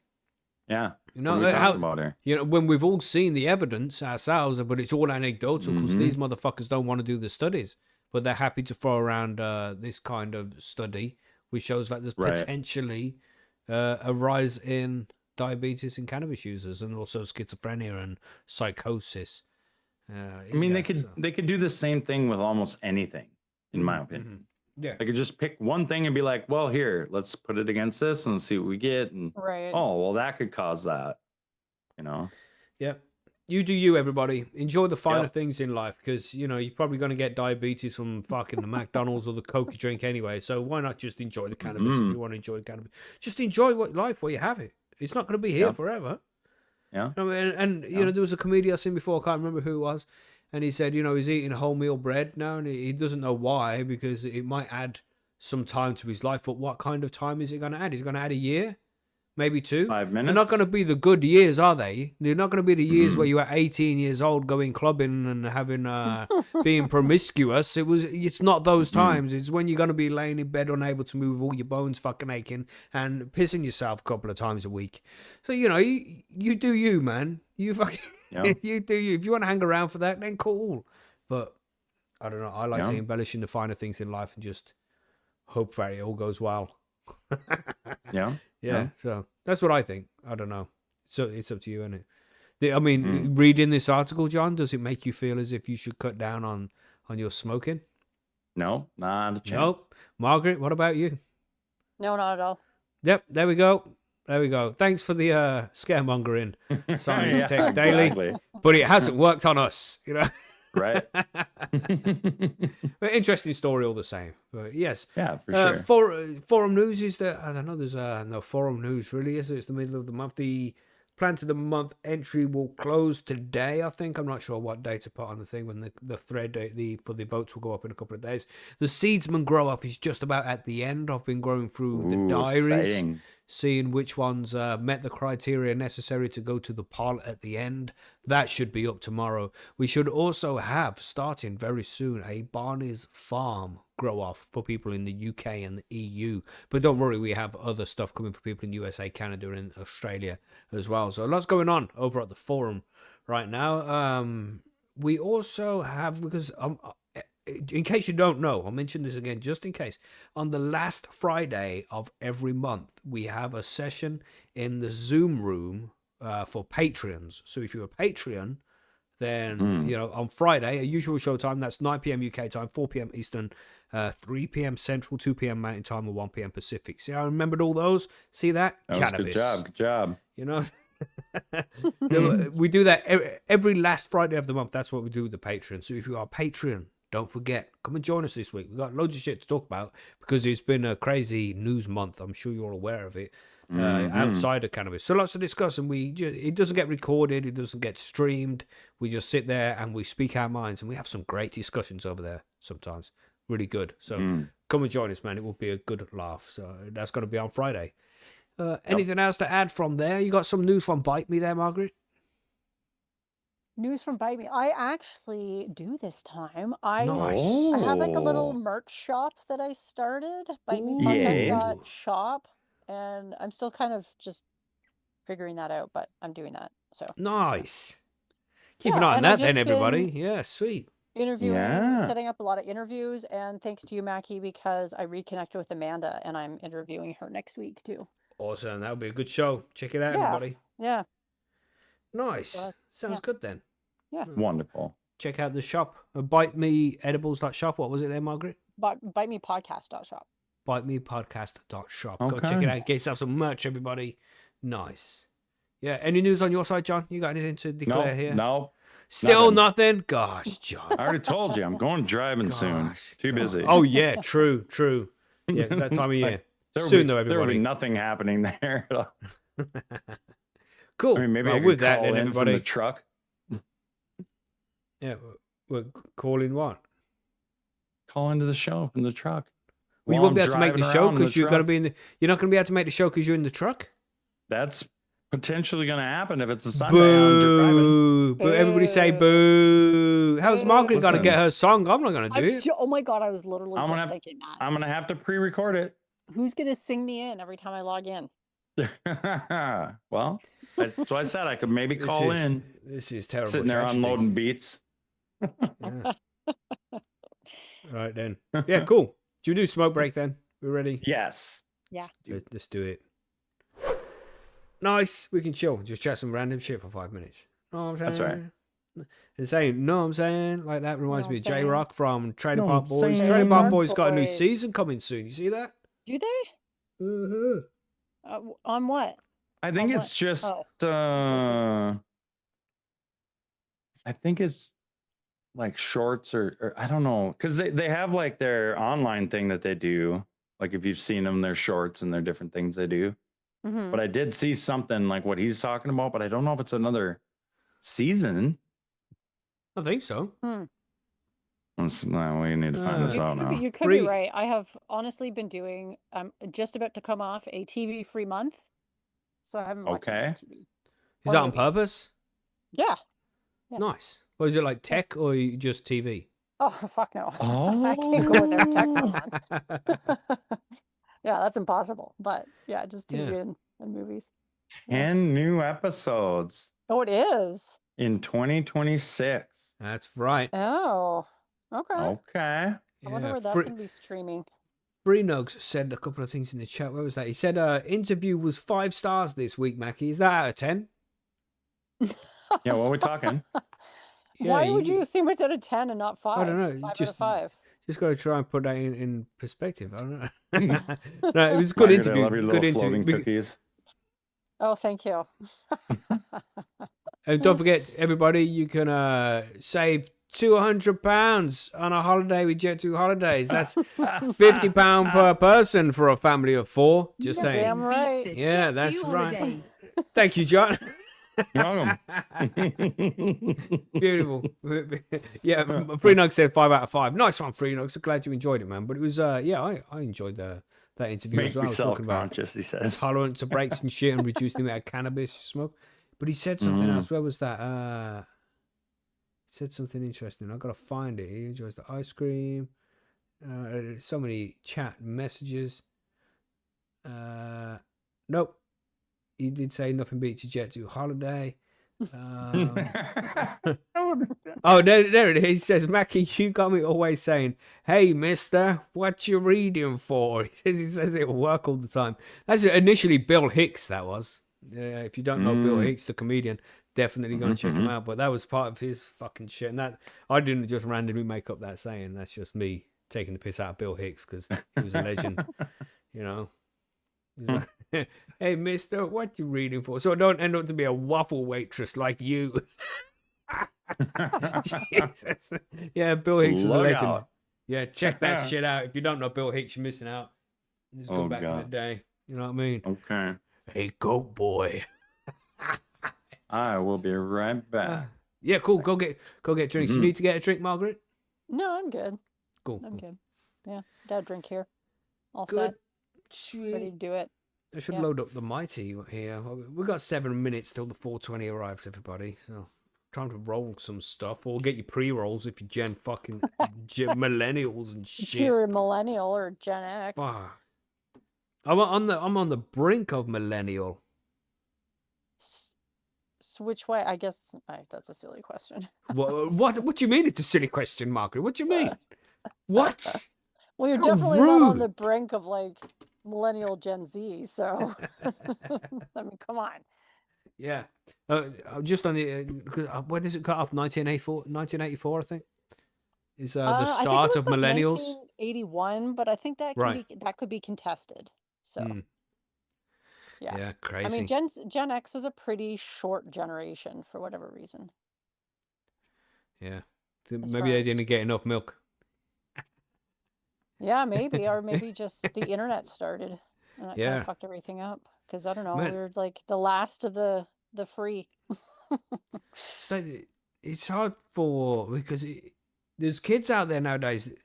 Like, well, I say kids, I say adults, right? There's people over the age of 20 who are out there who was still born after 9/11. It's like, what?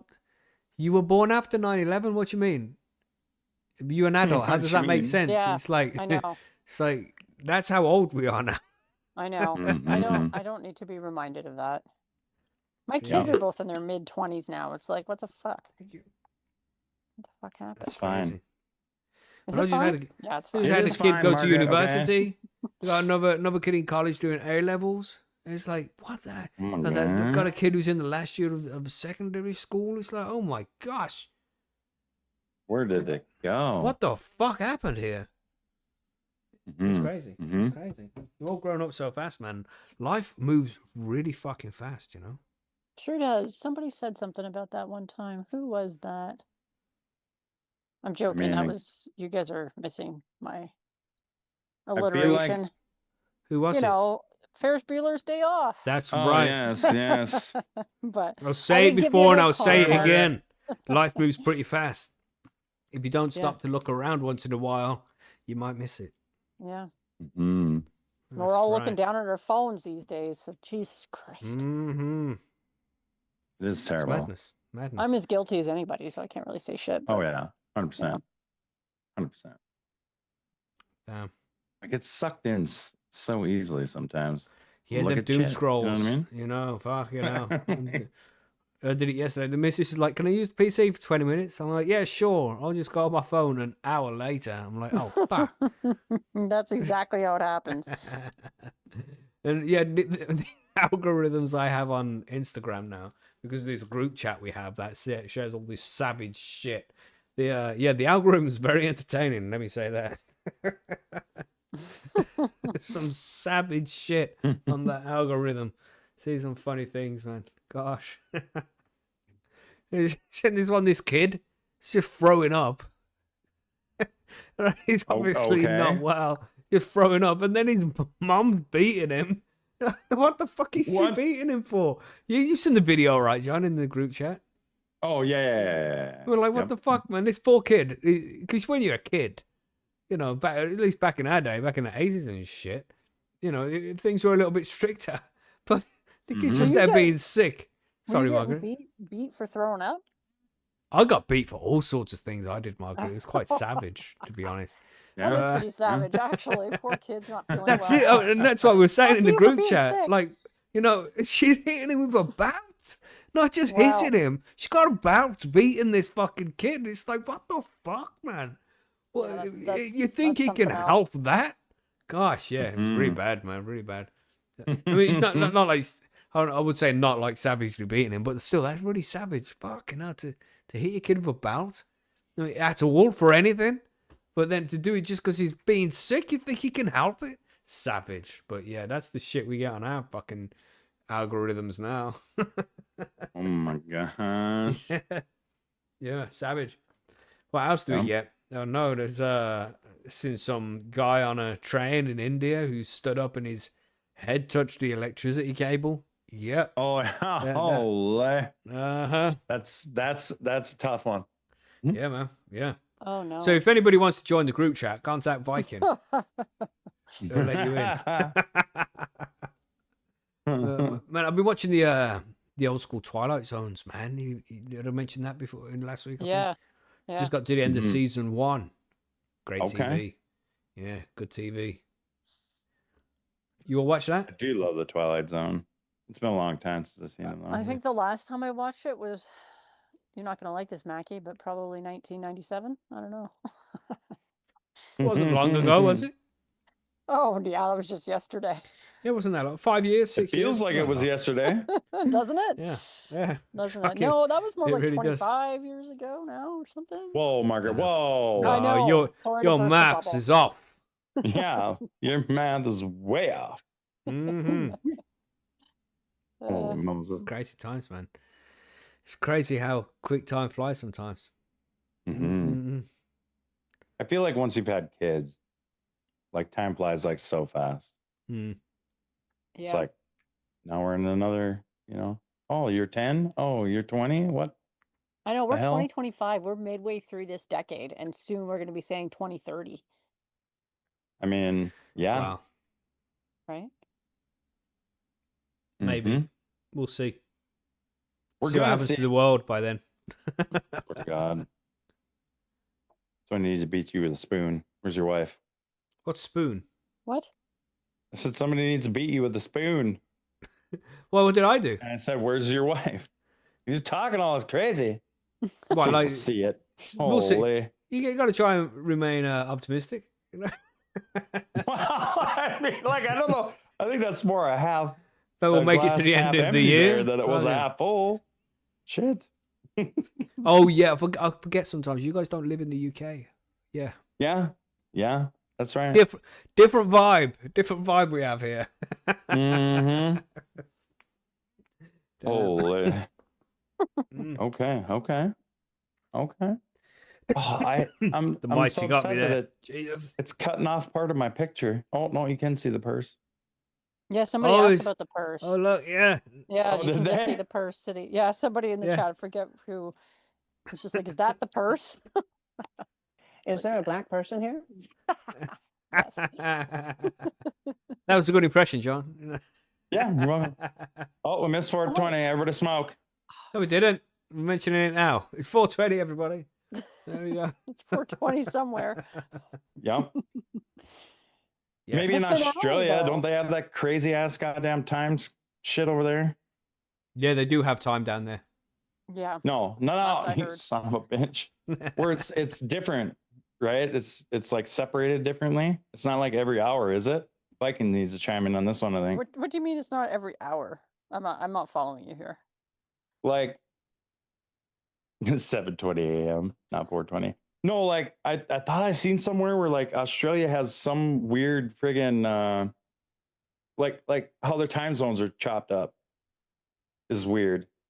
Oh, I do not know. Yeah, That's why I said Viking needs to chime Viking in on said as a reply to you there, the fuck JC. that.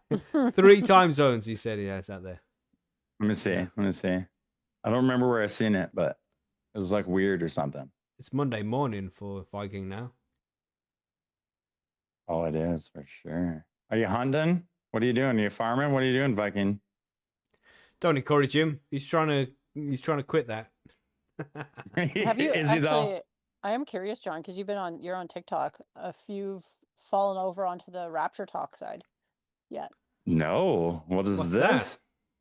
Ah, but I don't know how I ended up on it, but I've seen a few of these videos of people. They're like, something good's gonna happen, and if a bunch of people disappear and you don't know what's going on, it's because the rapture happened.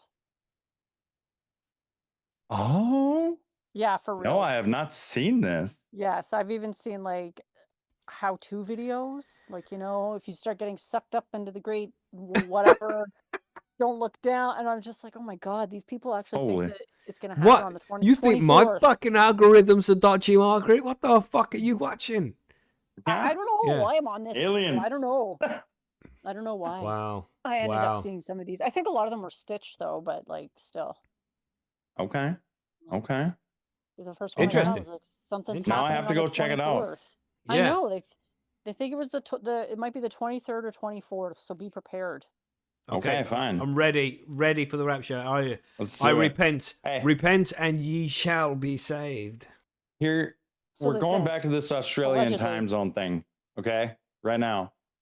So it is weird. Like everywhere else that I know of it's hourly, right? Like in the US, it's hour separation for each time zone, right? Right. But in Australia, the one place has a half-hour time zone. Oh, there's a. What do you Right. mean? Oh yeah. The So half like hour. it's 8:22 in one place, it's 6:52 in another place, and 5:22 in another place. That is so crazy. Yeah, that's what I seen. So it's like a half hour instead of like, or an hour and a half, whichever direction you're going, I guess, I suppose. Wow, that's crazy.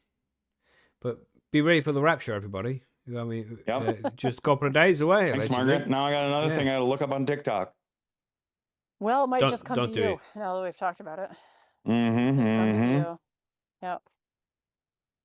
Viking. South Australia. Don't worry about those. Those are mongs. You know, I saw that somebody say that word earlier. We used to say that all the time back in the 90s.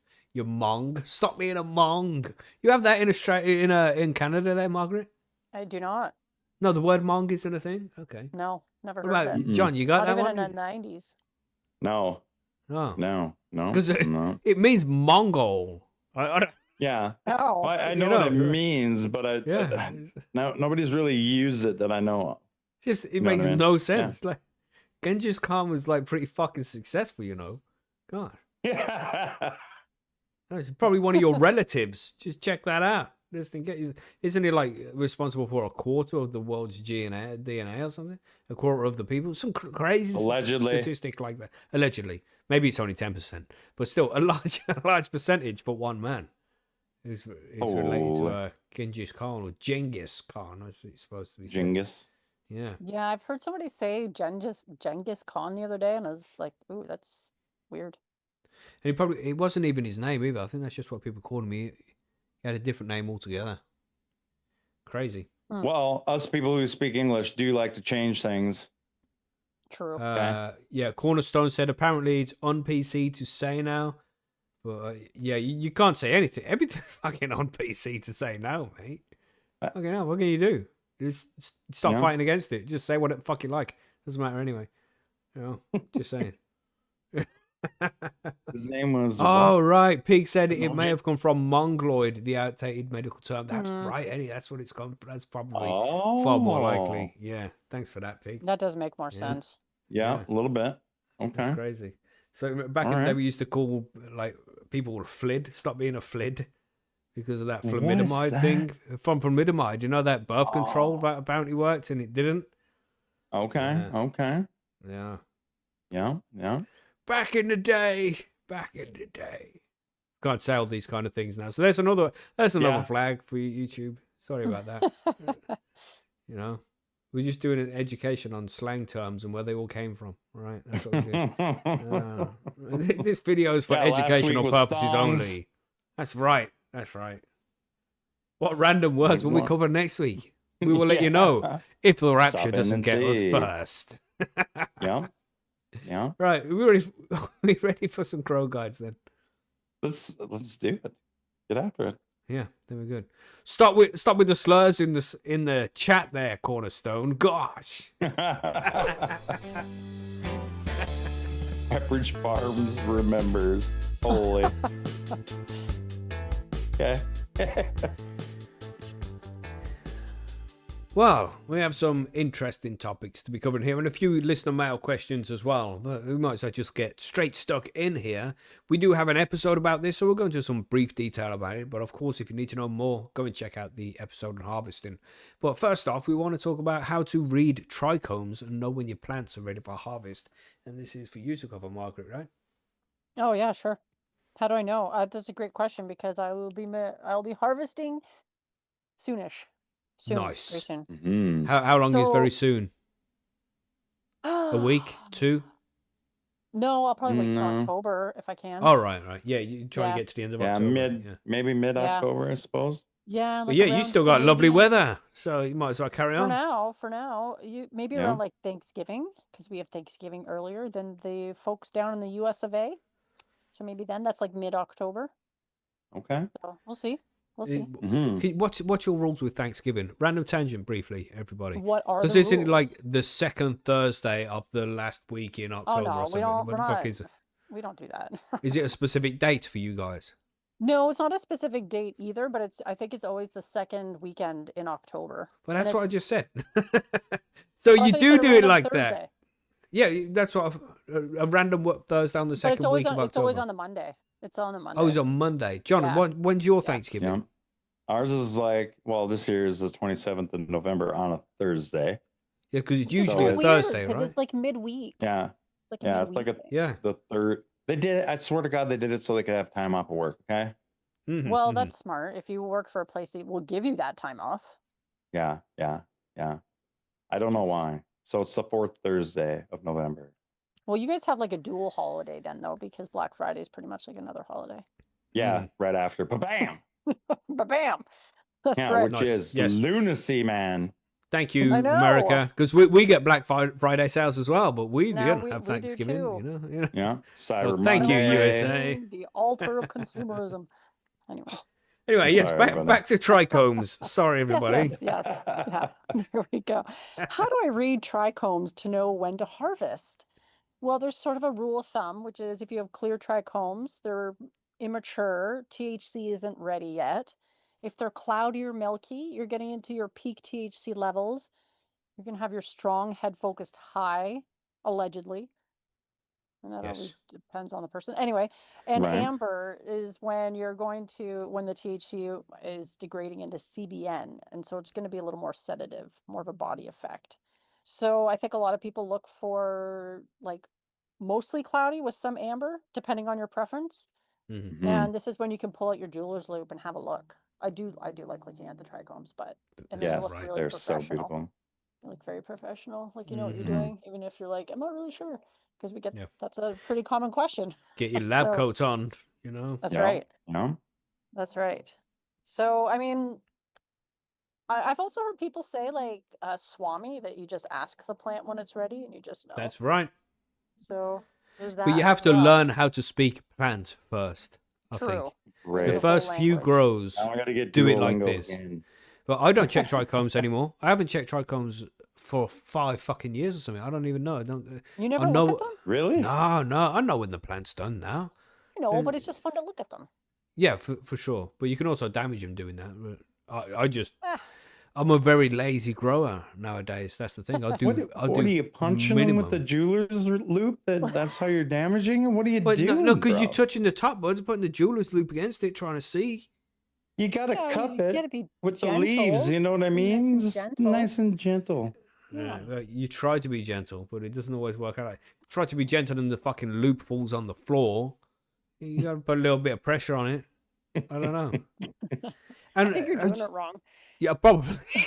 The best thing to get is one of those digital USB microscopes, because then you can just hold it against the plant for a second. But if you're using a loop, you got to try and I've got all these things trying to hold a bud with the loop, and then one hand You're there, making it one hand sound there. so much more complicated than it actually is. Plus, a loop is like $10. Don't Right. you find it Am I the No, only one who finds not it at all. complicated? No, Yes, it's, you no, are. It's fun. Oh, Yeah. Yeah, and Wow. $10. I don't.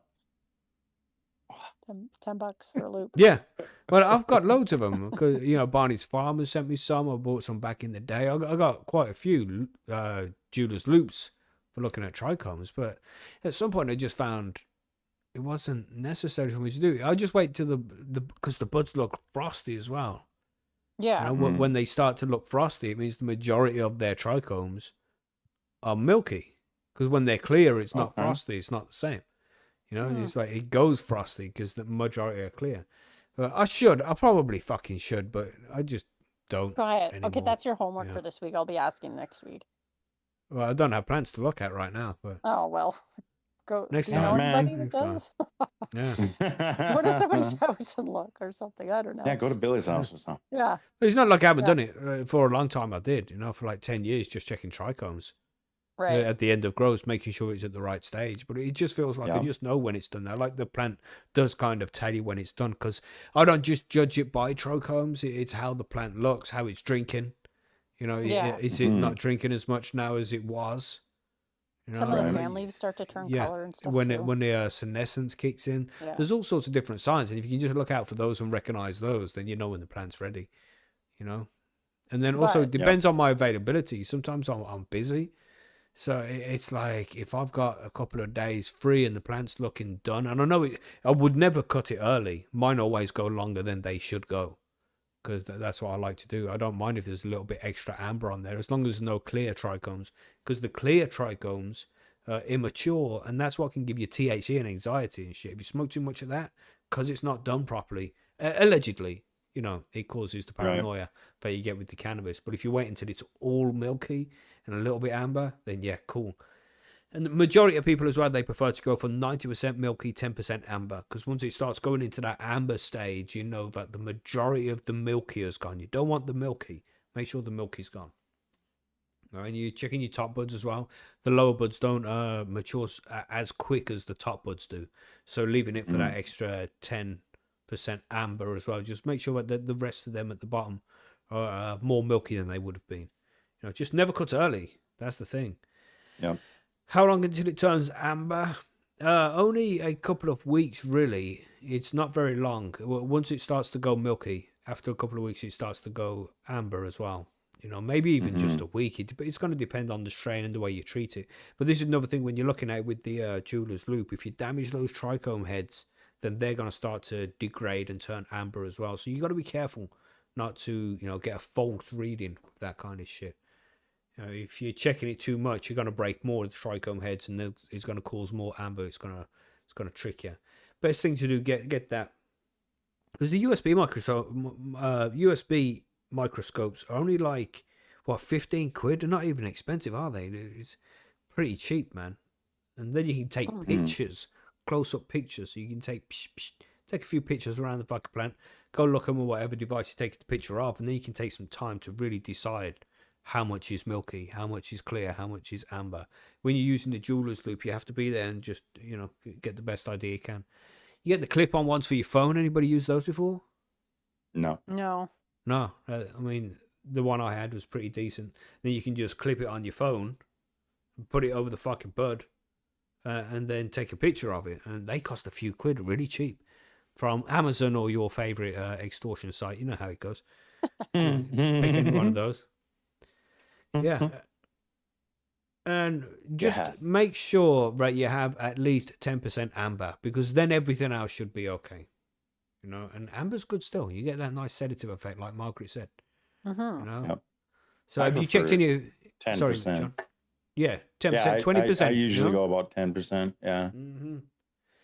So have you checked yours recently, Margaret? Have you checked the trichomes at all? Yeah, after talking all that smack, no, I have not. But You're out she of knows that control. she's got My gosh. quite some time yet, though. Yeah, I that's it. do. You still I got a do. month or something, haven't you? Yeah. Yeah. That's it. It's like, don't be checking it just to see what the trichomes look like. Don't do that, because as I said, you can damage them.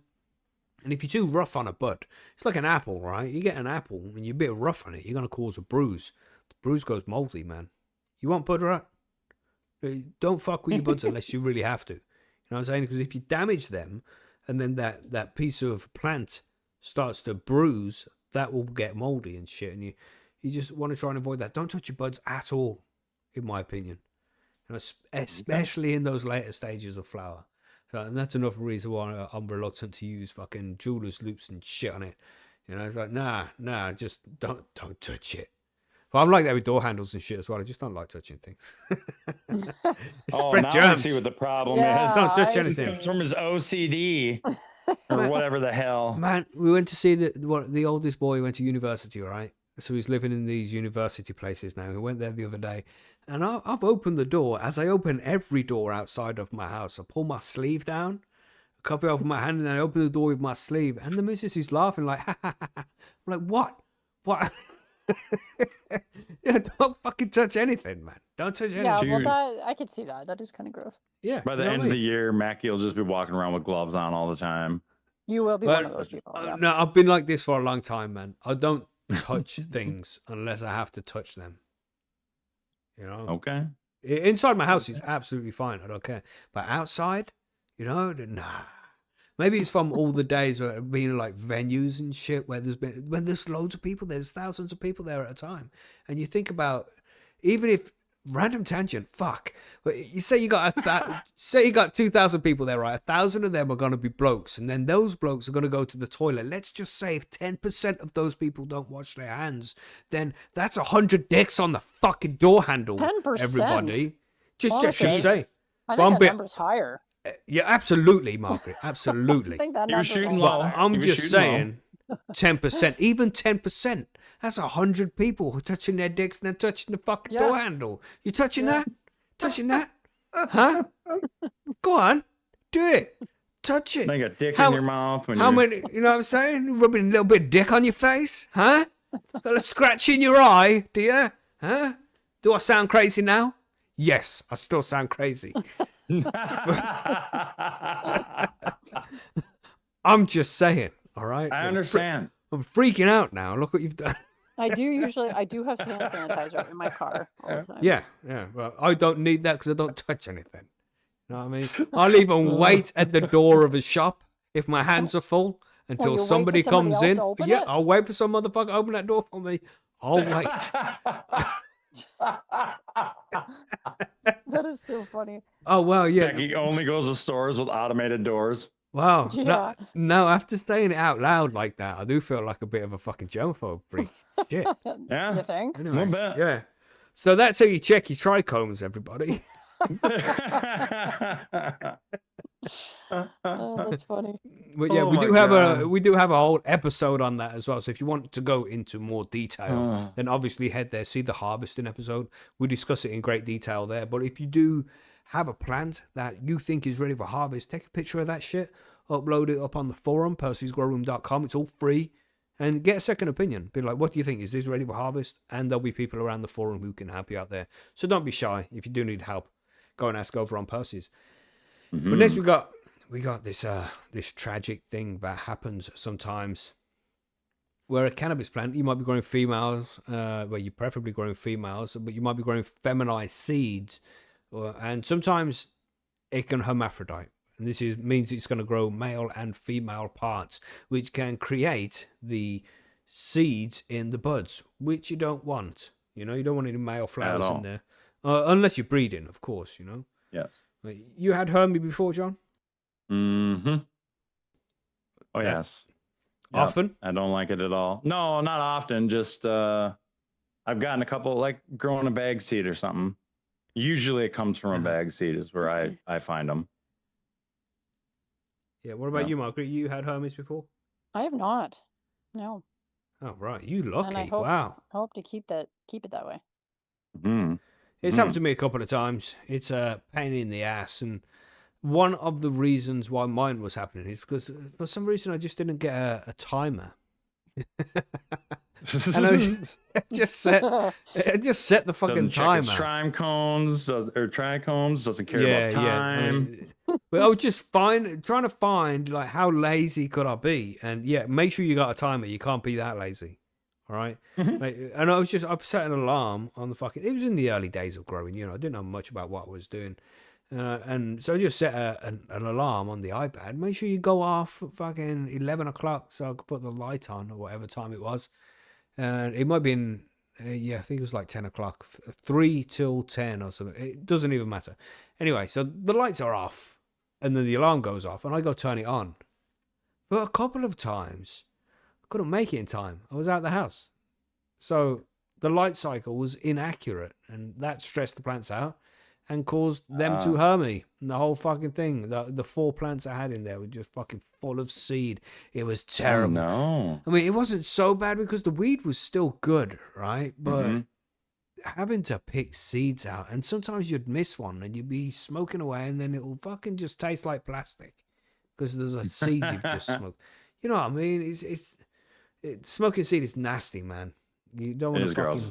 you don't want to do that. So you got to try and prevent these hermies at all costs. And the main reason, because we have the forum as well, and people post about hermies over there quite often. And the main reason why it happens is because some kind of light leak. Now that can be light on a piece of equipment, like if you got a dehum in there, or a fan in there, or or a humidifier, all these different things. Has that got a light on? Because that can cause the plant to hermy if the genetics are not strong. Also, you've got a grow tent and shit, and you zip things up and everything's covered, but still, light might still be getting in there. Maybe for a vent, maybe the zip isn't done up properly at the bottom. All these different ways with just a little bit of light can get into your tent, and that will confuse the plant. It will stress it out while it goes through flower, and that will hermaphrodite as well. So that's another big reason. If genetics are weak, it's more likely to hermaphrodite. If he's under any stress, say drought stress, if it hasn't been watered properly and it starts to get too dry too often, that can be an issue. Too much heat, if it's just too warm too often and the plant gets stressed too much, then it could hermy as well. This is a problem. You have to keep an eye on all of these things. And this is why I say keep the plant happy and healthy. Don't try any fancy shit, trying to stress it out, try and push anything out. Like give it the drought stress to push out more trichomes. No, man, just grow it happily and healthily, because stress can hermy it, and you don't want seeds in your buds. Right, and this is this kind of happens because I think I don't know how accurate it is, but the plant is coming to the end of its life, for example, and it starts to get stressed, like, oh, I'm not going to make it to the end, and I haven't been pollinated. I need to make my own male flowers so I can pollinate myself to pass my genetics down to the next generation. It's as simple as that, like a form of evolution. So don't stress the plant out too much, but towards the end of flower, sometimes you let your plant go a little longer. And you can see these things called nanas, we call them. Nanas. And it's essentially a flower that grows out of the female bud. It looks like a little banana as it comes out of the bud, and it will open up like a banana. Like when you peel a banana, there's like the 5 different little bits that open up, and then the banana on the inside. That's what it looks like. We call them nanas because they look like nanas. If you see those in your buds, then they are producing pollen and spitting them out onto the buds as the last ditch attempt to try and produce seeds. So you keep an eye out for those at the end of your growth. This is like say you got an 8-week indica. When you get to week 9, week 10, because you're pushing it a little further to get the best out of it, if you start to see those fucking nanas, take the plant down. It's done. The longer you leave it, because it might pollinate itself, but if you've caught it early, seeds haven't got time to develop, so you chop it down then when you see bananas, where you can pull the bananas out. Loads of different ways to treat the hermies. I think we did an episode on this as well, didn't we? We did an episode on hermies. We covered just about everything. We'll keep an eye out for that shit. But if you can, as I say, the main cause of hermies, in my opinion, is one, bad genetics. But even good genetics will hermy if it's got no fucking idea what's going on with the light cycle. That's proven by Macky. Yeah. So get your timer set correct. When you're vegging your plants, it's cool. The vegging plants are so fucking sturdy, they don't give a shit. They're not going to hermy, right? So when you come to flipping that shit to flower, you take everything out your grow tent, go in your grow tent or your grow room, whichever way you're doing it, right? And zip everything up, seal everything as if it was nighttime for your plants, and sit there for 5 minutes in the dark. After just a couple of minutes, your eyes are going to adjust to the inside of the tent. You're going to look around. You're going to see every little dot of light that's getting through a pinhole on the tent door. There's some there coming from the vent. The zip isn't done up properly. You'll see all these little places that you have to seal up. Do that. Make sure. You might get in there and see, oh, fucking hell, that fan there has got a green light on it. I should cover that up with some duct tape. Oh, look, I didn't realize the humidifier has got numbers on the little LCD screen there. I mean, you should have realized that. Pay close attention. But just in case you didn't realize it, put some fucking tape over that, because those little lights will make a big difference. Make sure that there's no light at all. Now, your plant can survive or not hermy with like a full moon's level of light. But why even fuck around? Just make sure it's dark. But I think when it comes to that, it's because the plant itself has had that its whole life. Yeah. You know what I mean? It's That's used to it, That's it, because inconsistency can cause a problem. If you're inconsistent with the light cycle, then that's what caused the problem. Otherwise, it would just be like, oh, yeah, it's normal. We don't get stressed. But when things get altered and it's not in the normal cycle for the plant, shit can happen. So just keep that in mind. So I have a question. Okay. And I'm going to bring it up to you because you are this man. Autos. From what I have seen, I've never had an auto hermy for me. I think I they're have never far more either. prone to it. You know, they're less likely to hermy. They're just so much more resilient to stress. I Right. find. Well, I think you got to take. Well, I would assume you have to take the light leaks issue out of it right away. Yeah, Right. and that's as I said, that's a major cause of Yeah. hermies in the first place. So if you're growing autos, like they don't give a fuck about what light sequence they're on. Mm-mm. You know what I mean? So that Right. causes less confusion, less stress, and so less chance of it herming. I find. Right. And it's another good reason to grow autos.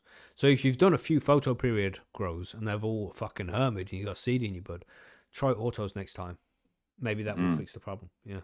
Yep. But hermits, keep an eye out for them, man, because you don't want seeds in your bud. But No. you know, even if you did get seeds in your bud, not the end of the world. You know, you can make some hash with it. You can pick the seeds out. It's not. You can make edibles with it. Yeah, there's so many Exactly. more things you do. So don't be too devastated if it does happen. It's just preferably it doesn't. You know. Mm-hmm. So yeah, I hope that answers all that. But again, we have an episode specifically about hermies and how to deal with it and all that shit. So check that episode out if you want to know more. And if you think your plant has hermid, like it's got female and male flowers, don't just chop that fucker down because people make mistakes. They can confuse a calyx for a male flower. Yes. Take just 5-10 minutes, take a picture of the fucking thing, upload it onto the forum over at Percy'sGrowroom.com, and we will help you get a second opinion on that. So don't chop down the plant. Even if you're like, oh, this is definitely a hermy, unless you know that's not a calyx. If you're a new grower, first 2, 3, 4, you know, you don't want to chop down a Yeah. completely perfect, healthy female plant because you think it's grown bollocks when it hasn't. You know what I'm saying? Mhm. So yes, there we go. Any questions? Beautiful. You know where to go. So what we're saying about training techniques to increase yield. It's a pretty easy one. Training. Training. There's so many. I used a few different ones, but we'll kind of go over the most of them here. So we got LST, which is low stress training. That's where you're just wanting to bend over, you know, just give them a little bend, maybe tie them down a little bit, just to kind of spread your plant out, give it a little bit more light, a little bit more airflow. I prefer that one myself. Topping, thimming. I love that one. Thimming. Topping, I suggest everybody tops just cause. Yeah, man. same. It's But going to push indoors, everything innit? out the other. Indoors. Yeah, indoors. Yeah, Mhm. because it's going to push. You know, your other branches are going to grow more, bigger buds on them if you top it. Thimming, like I don't know. You don't thim, do you? You don't on purpose. You try on purpose, but it doesn't work out often, does it? Because the Right. FIM stands for fuck I missed. It's when people have gone to top Yeah. the plants, but they've taken off the wrong section, and it grows into four branches rather than 2. Yeah, You know? it's kind of goofy looking if you've ever done it, but yeah. Super cropping is where you're bending the stems until they crack, and then they create this like little knuckle on them where you Yeah. do it. Now you don't want to do it so much that you crack it into a piece, you know, into 2 pieces. But I've also like me, if I do this, I actually take and I'll pinch the branch where I want to do it, Mhm. so that it doesn't necessarily crack so much. It's a little easier on them than just taking it and bending it until it cracks, I guess. Yeah, until the fiber on the inside breaks. Yeah. I've got problems with this. I've fucking super Okay, cropping. go ahead. They say all this shit, and you know, there's a lot of bro science in cannabis Mm-hmm. growing, but they're like, oh yeah, because then it's got a knuckle and the nutrients can pass through it faster, or more nutrients can pass through it, and it's like, but yeah, it's just the knuckle. It's like it's not the Yeah, whole after the knuckle, it goes to the normal stem that hasn't been broken. Right, What right. they even talking about? How's it passing more nutrients through? So yeah, I'm very skeptical about super cropping. I think people should avoid I've it. heard that, but I don't know if I can get behind that either. I mean, I could get behind it if they were to say it'll store up more nutrients so your plant can take more nutrients from there because it's Yeah, a bigger okay. area. But you know what I mean? But the Mhm. rest passing through faster? No, I can't Yeah. see that. Next up is scrogging. So your screen of green, which you can also do a sea of green, a sog. Weave branches, you know, you're weaving them through your trellis. May it be, I don't know, plastic or, you know, twine or metal like Macky likes to use. Mhm. Just to spread your plant out through there so that more light is going to hit all those bud sites. Just fill your whole tent. or your room or wherever you're growing. The more light, bigger, better buds, bigger harvest. So yeah, you want to start training early in veg for the best result when your plants are more flexible. Mm-hmm. That way they don't just snap and you go, oh shit. Oh no, right? Because I've done that. I have Oh, done man. it. I think I've explained on the show before. I'm pretty sure that we have, where you break one stem and it's like, oh, it's okay, I can deal with this. Mhm. A bit of tape, that's cool. You break the second one, and you're like, okay, this little shit. And then the third one, you're like, oh fucking hell. Fourth one, you're crying. You're holding back the Yeah. tears at least. You're like, my fucking plant's gonna die. Is it bad that I have tape sitting in both of my flower and my veg room? Like, No, it's not bad. It's good. It just shows in that you're case? adventurous. That's what you have to do. That's it. Yeah. You know what I mean? Yeah. I is- love training Mhm. indoors. Like Yeah. outdoors though, let that baby go if you can. Just let her grow into that Christmas tree, baby. That's Boom. right. So But I don't know. I would still top it once, because topping is something that's done in agriculture amongst lots of different types of crops. Like they do with grapevines and shit like that as well. Because when you remove the top, it sends some hormone out to the side shoots, Right. being like, "Oh, we lost the top. Make sure you put loads of energy into yourselves to grow big and strong." Mm. So I don't know about topping any more than once. Once it's done once and that hormone's released, then I think it's fine from there. I don't think you need to. But I did top a plant like 13 times back in the day and got some 23 ounces off the fucking thing. So, but that might be correlation causation. It had a long veg. Yeah. What can I say? Yeah. But yeah, scrogging is fucking awesome. I love scrogging, especially indoors, obviously, and it's more efficient for the light, isn't it? Yep. Mhm. Yep. Use that light. Yeah, It's for it. But yeah. and it looks so good. But yeah, super Mm-hmm. cropping, I think, I don't know, it's dodgy. I wouldn't recommend that for new growers. You know what I mean? Especially Yeah. if you're new grower. Once you got some experience, then fine. It's going to happen accidentally at some point. You get to work with it regardless of if you want to or not. I used to be like, when I first started growing, and I used to only do like LST and like a couple tops. Man, I would have so many tie downs going on some of my plants. It was ridiculous. Yeah. Like I just have shit everywhere. Like you couldn't even get into the pot without using like, one of those spout pouring Yeah. jugs. But this is it's fun at the same time, isn't it? Because this is is not just something we do. I mean, I'm sure there's people out there who are just growing because they want to grow weed for recreation or they want to smoke it. But the majority of people, they start to grow and it's their hobby. They want to spend time doing it. They enjoy spending time with their plants. They want to do things. And if you're just going to let it grow, you're just going to feed it. But if you do some LST, some training and shit like that, you're spending extra time with your plants, having some fun with them, training them out, just spending a couple of hours with them, just putting things in the right place. Same with a scrog, you're doing the weaving.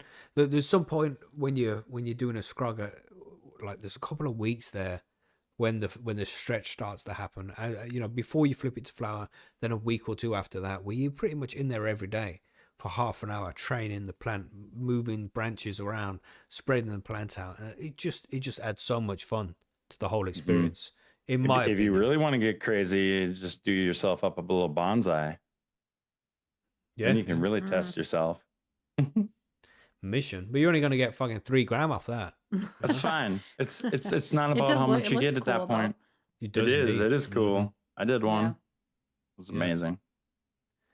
With an auto, even. Yeah, man. And Pig in the chat just mentioned there, every time you break the skin, you risk infection.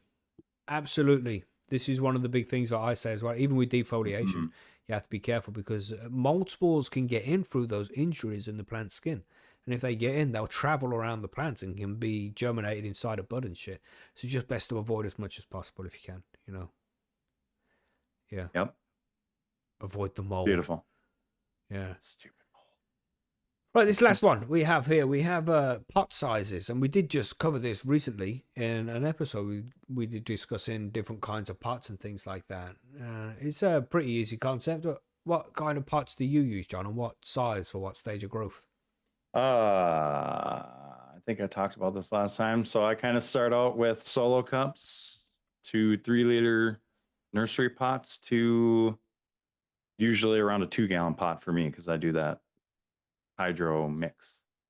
Okay. style. What you on? Other Cocoa, and they're right? fabric pots. And they're the 2 gallon is fabric pots. No, Promix BX, so it's peat. Right. Yep. What about you, Margaret? I put my outdoor plants in the ground this year, so I didn't Beautiful. use any pots. Yeah. Nice. Yeah, for me, it depends, right, on how long you're going to grow the plant for. For auto flowering plants, some people say put them in the final pot and then just let them do their thing. I think that's wrong. I have never had any problems with starting off in a half a liter pot, so just 500 milliliters is good. And then just let it grow for a week, make sure it's nice and stable and it's got a decent root base, and then you just put it straight into the final pot. And because I grow in cocoa, for me the final pot is 12 liters, and that's plenty if you're growing in cocoa.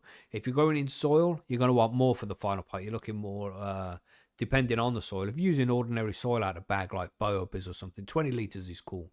But if you're looking at a living soil or a super soil, you want 25 liters plus. The more the merrier, really. If you want to go to 40 liters, if you're with a living soil, to make sure it's got a good ecosystem to grow in, and that's for the final parts. But so if you're growing in soil, you start out in the small pot, like I said, 0.5 liter, the 500 milliliters. Do that for cocoa soil, whatever. Just make sure the plant's getting a decent size. Then if you're in cocoa, you can put it straight into the final pot because you're only going to need 10 to 15 liters. But if you're going in soil, then maybe it's a good idea to go to something like a 3 liter pot. Let those roots grow out for a little bit, for a few weeks, because then there's plenty of nutrients in that little bit of soil, and when you transplant it again, there's going to be even more nutrients available to the plant. So if you're growing in soil, doing it in 3 stages like that, a starter pot, a mid pot, so 0.5 liters, that's 500 milliliters, to a 3 liter or a 1 gallon, a little bit bigger if you wanted to go like that, and let the roots grow out for that, and then put it into the final pot, which depending on the soil should be 20 liters for like the salt-based soils like BioBiz and Canaterra, just ordinary soils. That should work well. But if you're in a super soil or a living soil, you want to go for 25 liters plus. Super soil is good for 25 liters. I think the living soil needs to be 40 liters plus. Around 40 liters would be good, because then it's got plenty of space for the roots to grow, and loads of bugs living in the soil, nematodes and all that shit. Bacteria, all this stuff. Then there's a good ecosystem growing in the soil underneath. So you want to give them a big place to grow. So 40 liters is good for that. Now you can use much smaller if you're going for micro grows. Some people will say you go for the 3 liter pot, then you're just going to grow a plant that's going to grow an ounce off it, maybe an ounce and a half, just small little plants. If you want to keep loads of little plants, keep the pots short. But if you want to grow massive plants, then make the pots big.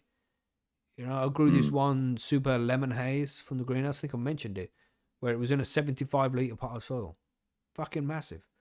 And it was a massive plant as a result of that. If you're going to grow a plant in a mug, which we've done before, it's going to be a tiny plant. It's going to give you half an ounce at most. So think about the grow you're doing. I think about, sorry, John, you got something? I was going to say, I mean, I think that kind of depends on which way you're growing, the pot size to the size of the plant. You know what I mean? Like I feel like in cocoa, like in cocoa, I think you can run a 3 liter and get a huge plant out of it.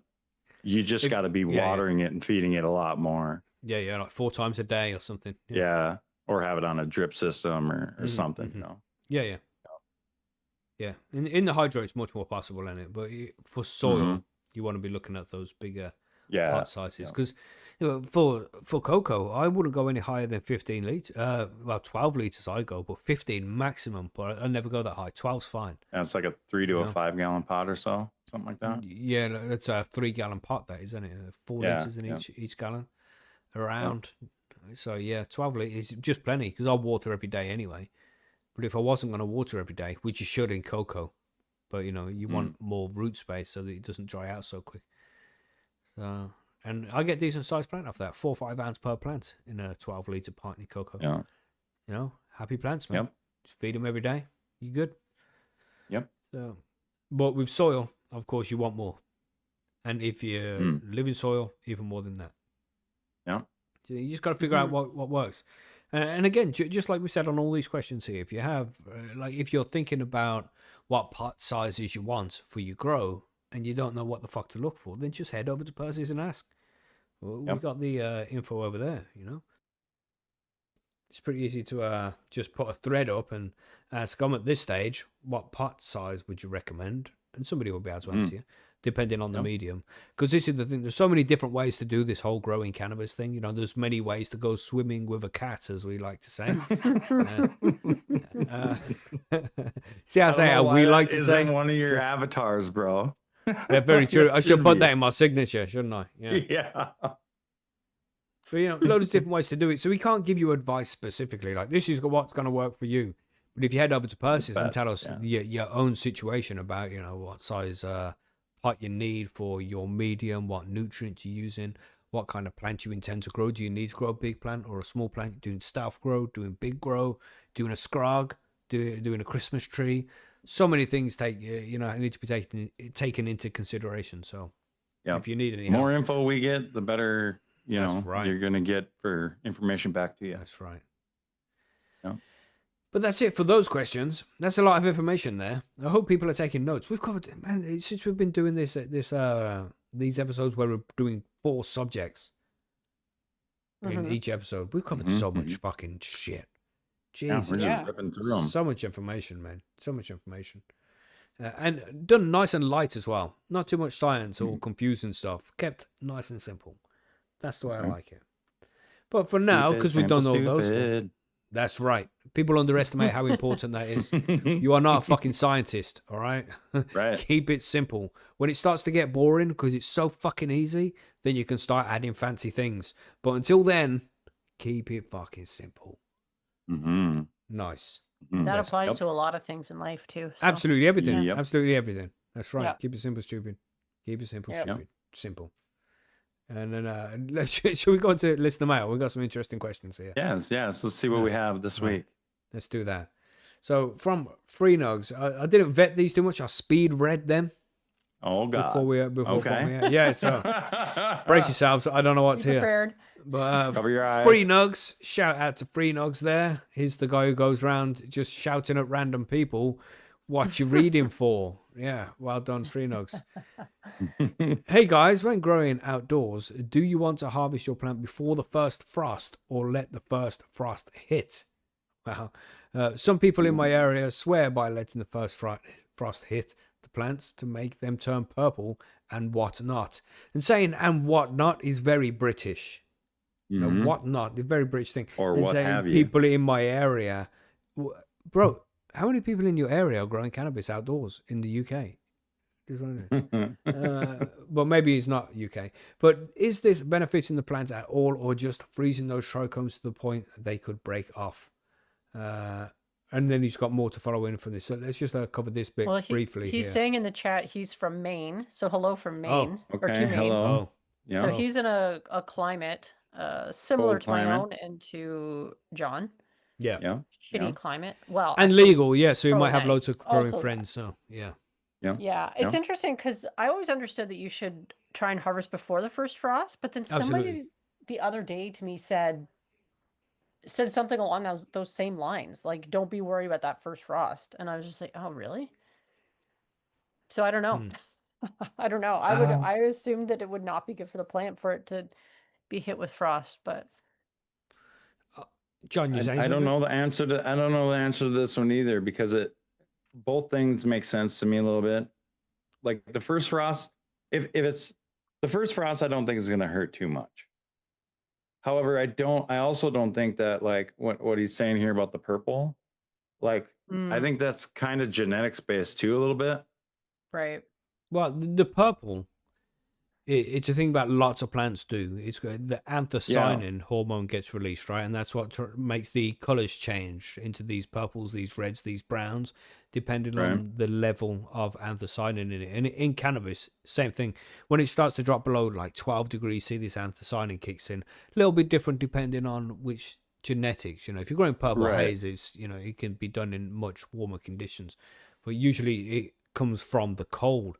But I would think when the frost kicks in and it starts to get cold, the plant starts to die. Considering like frostbite, right? If you're a human and you get frostbite in your fingers, they go black. And I know it's not the same as a plant. I'm just giving an example.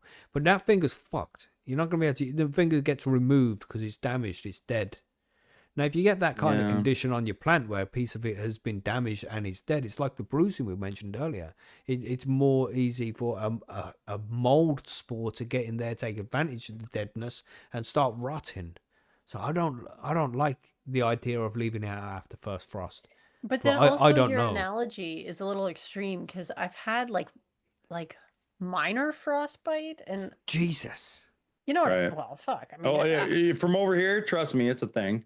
Really? well, I mean, I don't know about You you, can get John, when frostbite. you were a teenager, but like I remember a phase that I went through probably like around 15, 16 years old where you didn't want to zip up your winter coat Yeah. and you didn't refuse to wear a toque and you didn't wear mitts because you thought you were too cool for all that shit. Yep. Yep. Really, you just looked Yep. ridiculous to anybody who was actually dressed for the weather. Yeah. But then your fingers got so cold, it was like minor frostbite because they hurt when Yeah. when you got it into the warmth. So Yeah, I've been there, Yeah. but not like to where they go that's black. still right? frostbite. It's See, just but like not- the first frost isn't that hard. That's what Right. you know what I mean? That's why I'm saying like it's the first frost. I don't think it's going to hurt that much because it's not for as long as you think it's going to be. Hmm. And You know, so mindfulness it's- running, sorry, also says in the chat Yep. that last year he had a plant hit by frost and he couldn't tell the difference. And I know he's growing in Ontario. Yeah. Okay. Yeah. I mean, So- like I say, that first frost really isn't that much. Right. It just isn't. So I don't see the problem with letting it do that. Right. But then say it's going to keep being Keep being really cold frosty? after that, then that's Mhm. you Like want to maybe pull if you're it. You know what I getting mean? multiple days of frost in a row kind of thing. Right. Yeah. Right. All right, so you would say it's okay for the first frost, but after the second, I take would it down. say it's okay with the first frost, but then I would be preparing to pull it myself, and I wouldn't just have the first frost and then just continuously wait for purple Right. to show up. Yeah. Once Like- you're hitting frost, the weather's not going to get any warmer. Right, So you might as well right. be preparing to harvest. If you want purple Yeah. buds, get a purple strain. Don't fucking Right. try and Yeah. freeze your plant to death. Right. Yeah. I would agree Yeah. with that too. Mm. Yeah.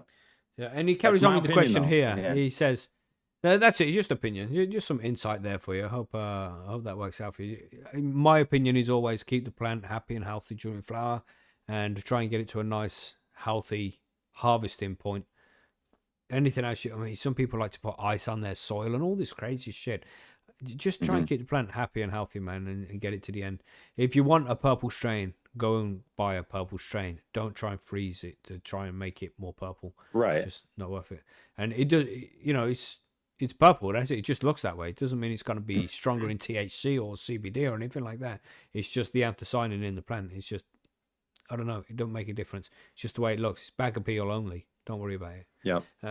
He also mentions, and I have been looking into a more organic form of gardening for my indoor grows. Are there any dry amendments you guys would recommend, such as brands or mixture packs?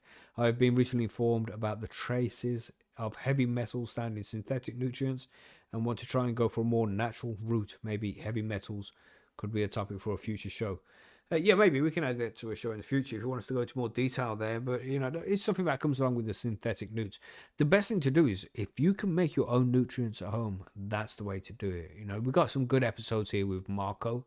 Marco's been on the show many times, and he uses living soil in a horizontal soil raised bed. And it's an epic way to grow. He makes all his own nutrients at home with Korean natural farming techniques, lactobacillus, worm castings mentioned by Mindfulness Running in the chat there. Just top dressing with some worm castings. You just have the shit break, any food waste and stuff. With certain rules, get yourself a worm farm. And then that breaks down and you can use some of that worm castings to make nutrients for the plant that are completely organic. Shouldn't have any heavy metals in it, but that, again, depends on what you've fed the worms in the first place.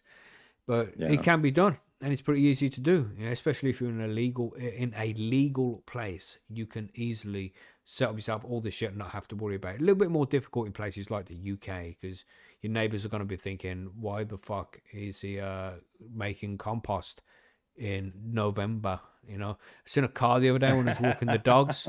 And I let the dogs out the boot. They go running off, and then I walk past the car parked next to me, and I noticed in the boot And we're heading into late September now, and this is just a couple of days ago. This motherfucker's got bags of soil in his car. It's like, well, he ain't doing his garden, is he?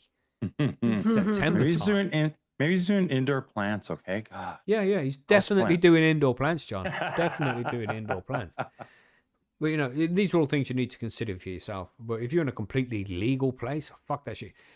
If you're in a legal place and you can get your own worm farm and make your own K&F and all that kind of shit, you should be definitely growing fully organic in a raised bed.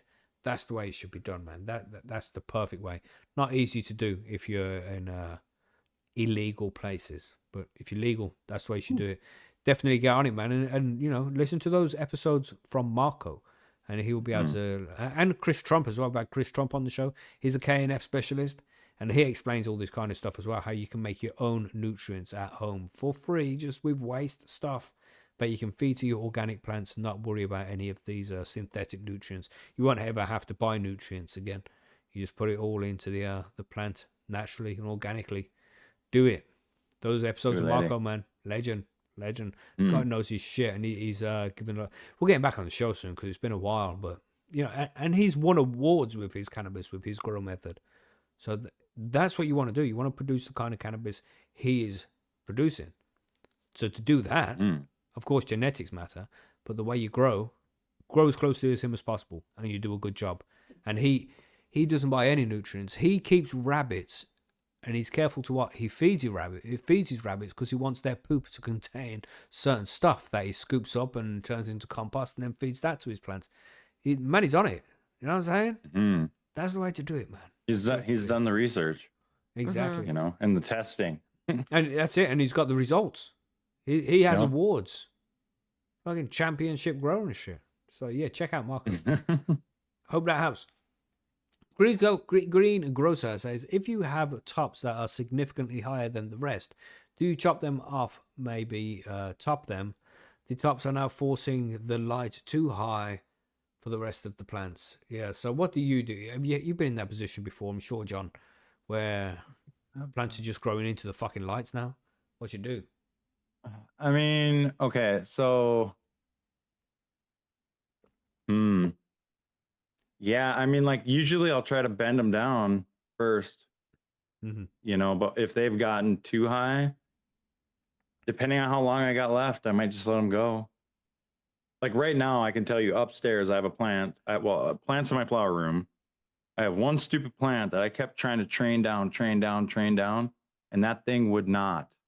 One branch would not stay down, and that thing is like straight up in the air, and I bet you it's a foot higher than the rest of them, and I'm in that same position, right? But I'm not going to chop that top off because I'm like, this plant is already... I'm at a stage where it's going to hurt it too much to chop it at that point. So, yeah, I mean, bend them down if you can, time around. I don't like chopping the tops if you don't have bend to. them if you can. I've had to do it once. I've had a few plants that just had a few stems on each one, but grew, like you say, a foot, maybe even 2 foot further away than everything else. And it's just like, this is fucking crazy. And I raise up the lights, and they just grow into it again. And I raise up the light, and it grows into it again. It's like, there's no fucking space left. All of the other plants is missing out on getting a decent amount of light because these few fucking stupid buds want to be dickheads. It's true, man. Like, I don't understand why that happens sometimes, but it does. And so it's not stupid. like, and once you start getting into that heavy flowering stage, it's not trainable anymore. It's like wood; you're gonna snap it if you bend it. You know, so there's nothing you can do. And I have been to the point where I have just been like, you know, get in a bad mood one day and be like, "Fuck you, then you fucking pricks! Snip, snip, snip! Gone. How's that? How's that, motherfucker?" And you just throw them away, put them in the worm bin. The worms will convert it. It's all cool. But then you can lower your plant back down to the rest of the level of the plant, so the whole plant is getting more light now. And, you know. Sometimes you just have to do that, man, and it's shit to do. Yeah. But sometimes it just has to be done. And honestly, you're only losing a little bit. Really, I don't know. I reckon I lost 2 or 3 ounces from doing that. Oh Jesus, yours is that big? Yeah. Okay. They were big colas, but the rest of the plant was suffering because of it. Yeah. And it's like these things were touching the light. The light couldn't go up any further. Yeah. It's like, I have no choice here, Doug. I can't just let these buds keep growing into my fucking light. have to take it off. I mean, and like just on deal the with it. one I have right now, I'd maybe lose an ounce, half ounce to an ounce, Right. maybe, because it's just that one stem, man. That one branch is just like, Yeah. Greengrocer said that's basically where I'm at. Shit, bro. Mm. We want to know exactly what position you're in before we make any kind of drastic decisions like that. Right. So make sure get a picture up over on Percy's, mate. I'll have a look, and I'll try and advise as best as possible. But you know, you got to try and balance out. Does getting rid of this make the rest of the plant healthier? You know what I mean? Or are you just going to end up with 3 big buds and then loads of popcorn because the plant couldn't get enough light? right. You know what I mean? Is it better to just get rid of the 3 big ones and then just settle for a shitload of smaller ones, which weren't going to be there? It's a tough decision, man, but it has to be made sometimes. That's the way it goes. The problem probably came from too much stress during the stretch phase.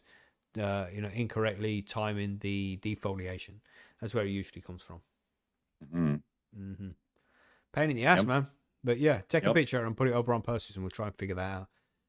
You know, Margaret, sorry, did you have anything to add to this one? No. You know how to trim off any fucking huge stems before? No, I don't remember having to do it. I'm not to say that problem hasn't happened to me before, but yeah.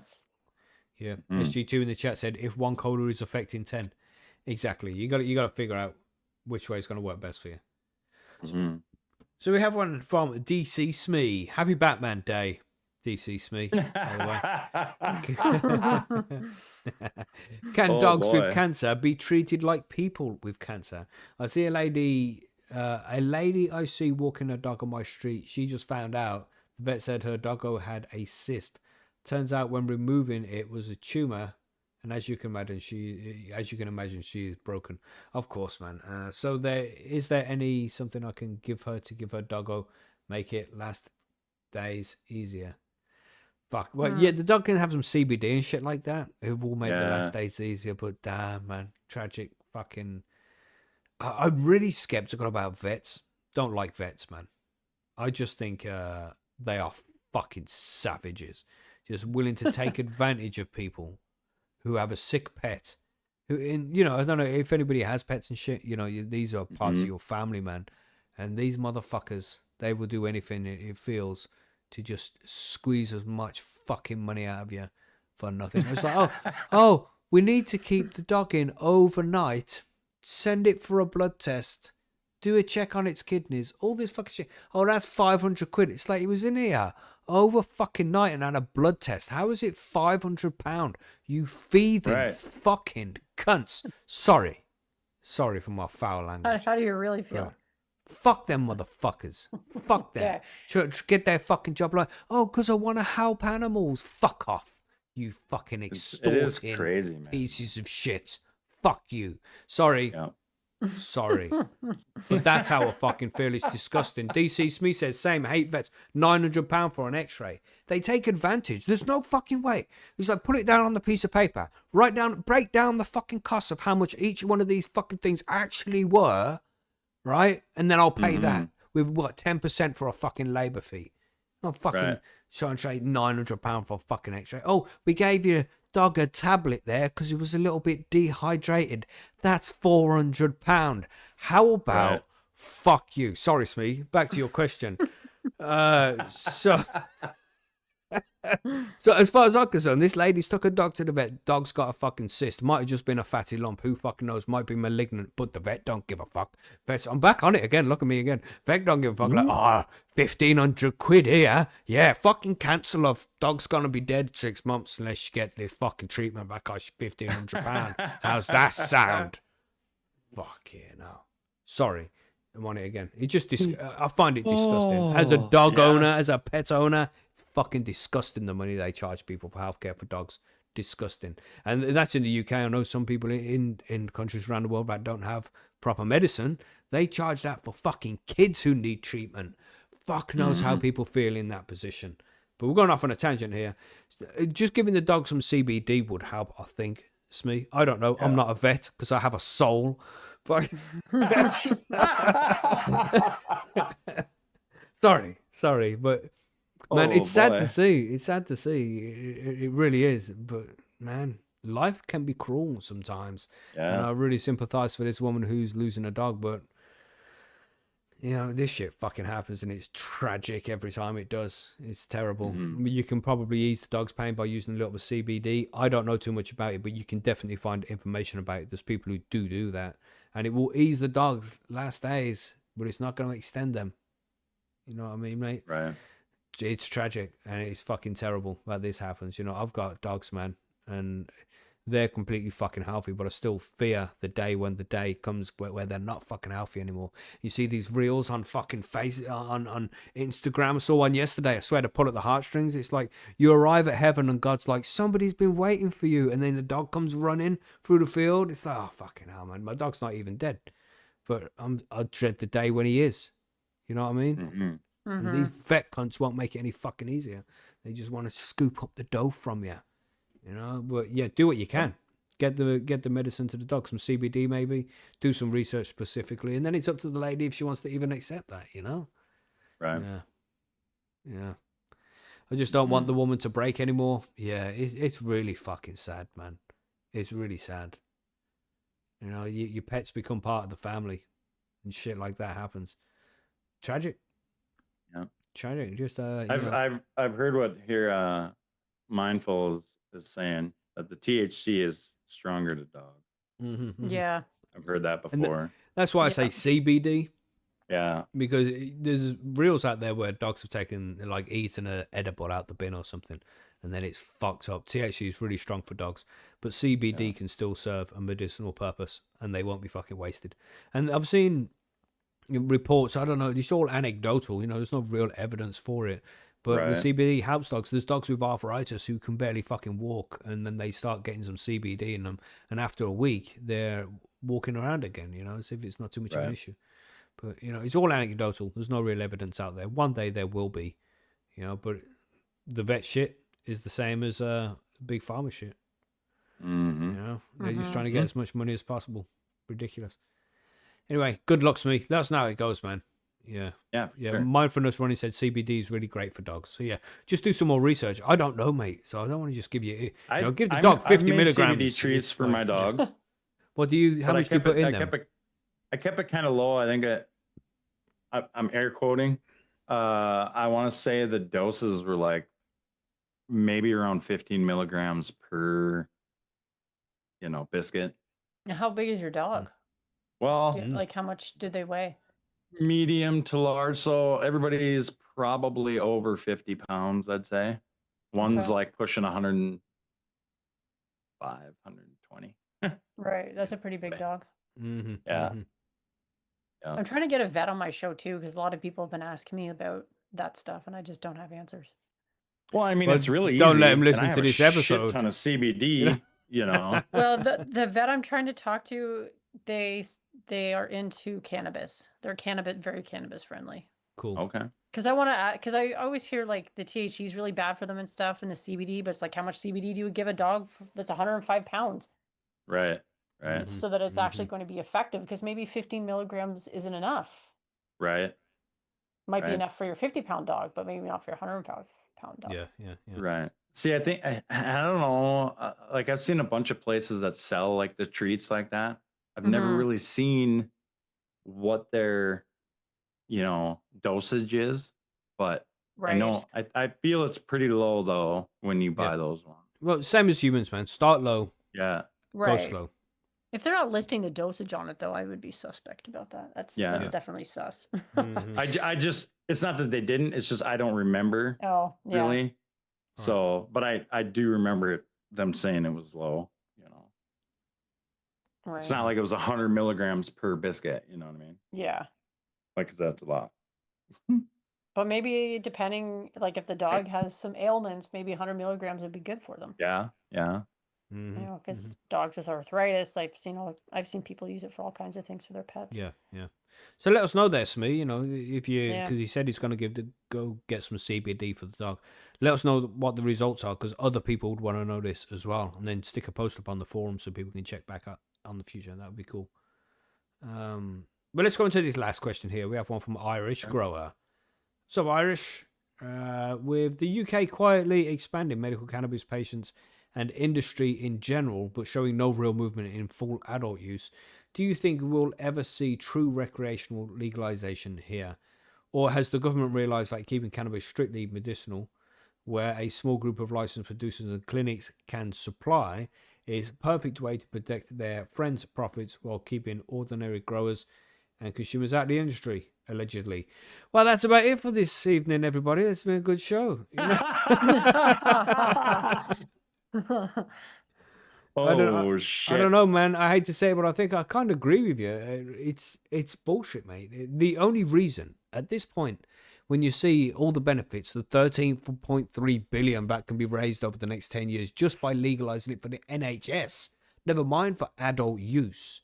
With the amount of money that's available for the economy, the amount of jobs that will be created, the amount of people that will be helped, the amount of trouble that gets off the government's back with all the people chasing them down, like, you need to legalize this shit, all that hassle gone, all the trouble that police officers have to go through when they're looking at, oh, we smell cannabis, you're under arrest, it's just a fucking harmless herb, but oh, fucking, you're arrested anyway. All this shit goes away when it's fully legalized. So to me, it seems as if there has to be some kind of way that these motherfuckers are benefiting from the fact that it's illegal. It's the only thing that makes sense. Right. Because there's so many benefits to it being legalized, like the amount of money that comes into the economy and all the shit they don't have to deal with. There's so many benefits that it should be clear. They hire experts like, oh, can you help us come up with a conclusion here? A guy comes back like, yeah, Dr. Who was that from back in the 90s? Tony Blair hired the guy, Dr. What the fuck was his name? I know someone's going to drop it in the chat because it was a famous case where he said, oh, cannabis should definitely be legalized. This is nowhere near as harmful as you're making out. So they fired him and employed a new guy to tell them what they wanted to fucking hear. There's something dodgy going on here. It's the only thing that makes sense. Otherwise, the only conclusion is the government is completely inept and just incapable of doing their job. Either one is very scary. You know what I'm saying? But yeah, what do you think? I don't think we'll see legalization in the UK for another 10 years or something. What do you guys think? Oh, man. Yeah. What do you think, Margaret? Well, I mean, was it Cureleaf that was in that article about the $13 billion that had done all this study and stuff? I mean, you do have some big players that would probably like to see legalization because, they can make some money at it, line their pockets as they do. Right. So with a little pressure from there, maybe 8 years. Right. Maybe. We'll make a wager. You up for a wager on that? I don't know. We got to make sure we get through this next thing on the 24th first, okay? Right. We may not be here to talk about it. That's All right. those God-fearing folk. Like something that just popped in my head when you were talking about this is, I wanted to ask you, Margaret, when Canada legalized, did it start out how the states are, where it was like a province said, yeah, we're doing it kind of thing, and that pushed it forward? Or did you guys they just one day said, listen, we're doing it? Well, it wasn't just one day. Because I don't remember. We did have a medical program here first, like a lot of places do, but no, they just legalized federally. There was none of this like Ontario in was the going to States here. legalize or whatever. Yeah, it was always federally legal. Yeah, which is a good way to do it. Right. Well, it would be, and that's what we're dealing with, right? Is we have the issue where the states are doing it and the feds are still being like, bang, bang, bang, bang, bang. I know. I don't even know where it's going to go. Like, I don't think you're going to get federal legalization for a while either. Yeah, I don't think it's gonna happen here anytime soon. Like, obviously we're moving to it because once we get to a certain point of so many states, it's gonna happen. Yeah. And I wish it was kind of like that way in the UK for you guys, where, like, I know you don't have provinces or states or whatever, but like if you had like different, what do you call them? Well, we have constituencies is what we have here in the UK. Yeah. Different counties but they and can't shit. but they can't make their own separate laws that way, though. No, we're bound to the laws that get dictated to us from London. Right. Right. It's bullshit. Because we're only like a state for the USA. Right. We're just like a state. You're not a state of us. Shit. No. I mean, some people would argue that would be the best approach for us. Allegedly. Don't Okay, be yeah. saying that. Jesus Christ, I'm gonna have a heart attack. What, That'll be Hawaii's the a next fucking thing I get state? yelled at about. Is Hawaii further away from the USA than the UK is? I don't know. I'm not good at, geography. Not good at distance maths. No. Yeah, yeah, because I measure in miles, not your But weird kilometers. But what you want about weird? Jesus. Well, the thing is, in the UK, we do miles as well. It's Yeah, crazy. I know. We do all sorts of They, crazy shit. they do you it know? up there in Canada too. Yeah. Miles? Funny. Yeah. Well- my buddy, the guys I talk to will talk about, it's 35 miles away to wherever, but then they'll tell me like I was doing, 70 kilometers an hour in the car. I'm Yeah, like, what wow. are we talking here, bro? Keep it straight, one or the other. Let's choose. The thing is, But we're very much a hybrid system here in Canada. Yeah, Yeah, that's for it's sure. good. We have decent education systems. That's what it is, Margaret. So we Mhm. can actually teach people how to deal with all these different types of Oh my measurements. God. But don't worry, John. Oh You'll my catch up one Jesus. day. You'll catch up one Yeah, day. maybe. Holy. America. I don't know? want to. I don't want to learn anybody else's Fuck shit. yeah. Best country in the world, unless it comes to fucking maths. Mhm. Mass and No, measurings. You know, I love the USA. But yeah, so that's why I hope you understand what we mean there, Irish. It sounds like you're on the same vibe as us, mate. The only reason why it hasn't been legalized recreational is because people are making fucking money off it. You know what I'm saying? Yeah. And when it's beneficial for them, it will be legalized recreationally. But until then, we're stuck with the bullshit system we have now. Allegedly. Mhm. Just again, thank you to the government, Keir Starmer, the police force, for keeping us all safe from this terrible, terrible substance known as cannabis. We Mhm. appreciate all the hard work you put in. Thank you.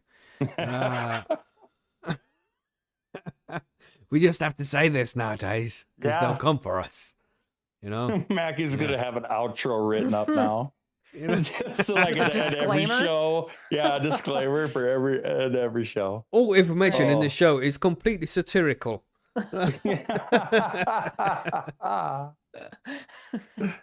Oh good. my goodness. Madness. But anyway, that's all the questions we have for today's show. Anything to add here? I don't think Oh. so. I don't think so. No, I think we're golden. Let's go to the outro. Let's do it. Oh shoot.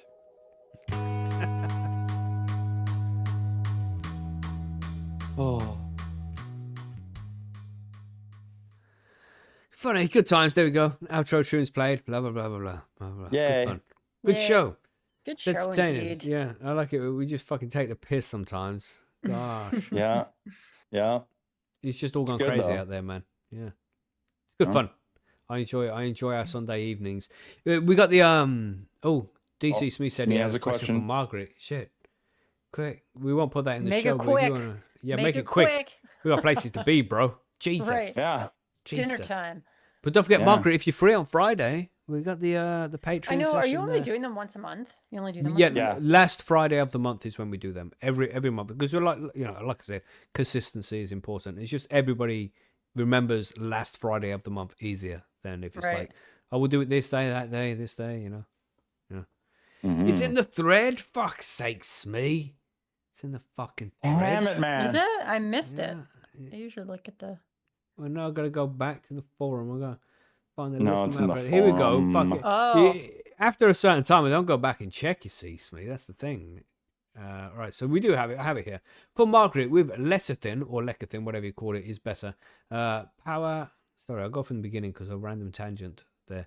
For Margaret, which lecithin is better, power, granulated, or liquid? And is this necessary? Thanks, Margaret. I want to hear her answer this too. 'Cause I also have asked the same question. And do you have an opinion? A strong opinion, one way or the other? No, I don't. I've always used liquid, but Yeah. I don't know Okay. if there's really, depending on what you're doing, you could probably use either. I don't know if it really matters that much. That's it. You got to turn it into liquid Okay. form before you add shit to it, right? Do you? But I've never That's what I've I would never assume. bought the powder. Well, the powder. Well, you you'd just melt the sprinkle it powder, in right? with your stuff, regardless. Yeah. Okay. You You know don't what I have mean? to make it into a liquid before you use it. You would add it to your oil or your whatever. You know what I mean? Yeah. Mhm. Yeah, because I use the liquid also. Yeah. And now he's asking soy or sunflower. I have both. I switched to sunflower because apparently some people have that whole allergic to soy or some shit. Yeah. Yeah, I Sunflower. usually use sunflower too. Yeah, sunflower lecithin is the best, but it's expensive. You know, Is but it? It's about the same yeah, here. it's quite expensive here in the UK. Oh. Yeah, it's the But same here. increases bioavailability by at least 4 times, right? It's a ridiculous amount. It's worth having it because it increases the bioavailability of the edibles, from what I've seen. Mm-hmm. But do you Well, know having anything said about that, that? I don't use it all the time either. Yeah, I don't. It depends what I'm doing too. Like Yeah. my understanding was more. I use it more to be able to mix it in better. Yeah. You know what I mean? It'll stop the oil from cooling up, Okay, right? now, Freenug said, soy gave me titties because it's chock full of estrogen. Pics or it didn't happen, bro. Yeah. Right. Yeah, it's a good emulsifier, but also Yeah, that's it. how Mhm. much soy lecithin are you using, for Christ's sake? That's a lot. Yeah, You're getting titties from it, so Right. probably you could probably use less that's Yeah, right. use a little bit less, buddy. in It's that fine. instance, but And just in like- case, I was joking, Freenugs, don't send any pictures of your tits, mate. he's like too late.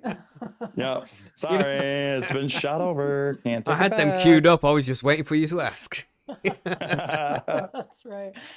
Oh shit. Good my show. gosh.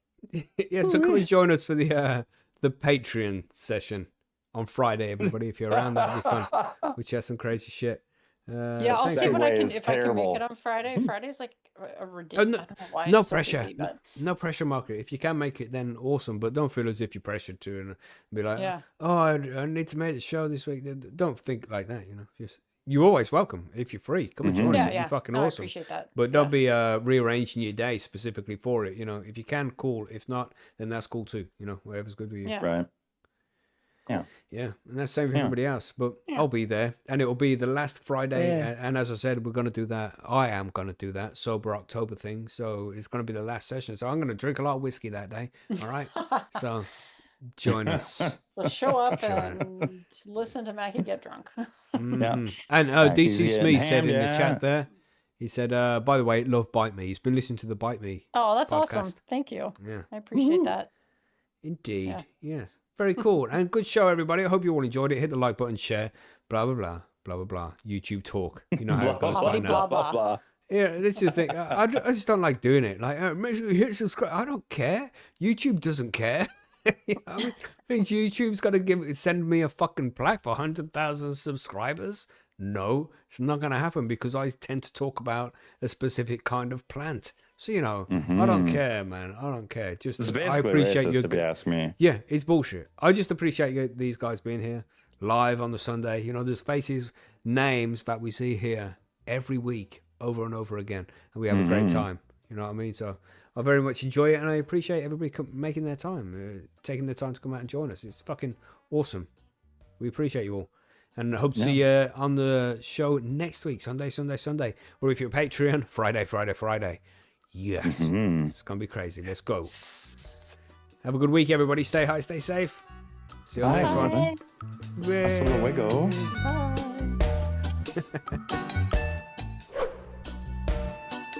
Got to convince my wife to let me be a patron. Just send me a message, free nugs. I'll send you the link. Don't worry.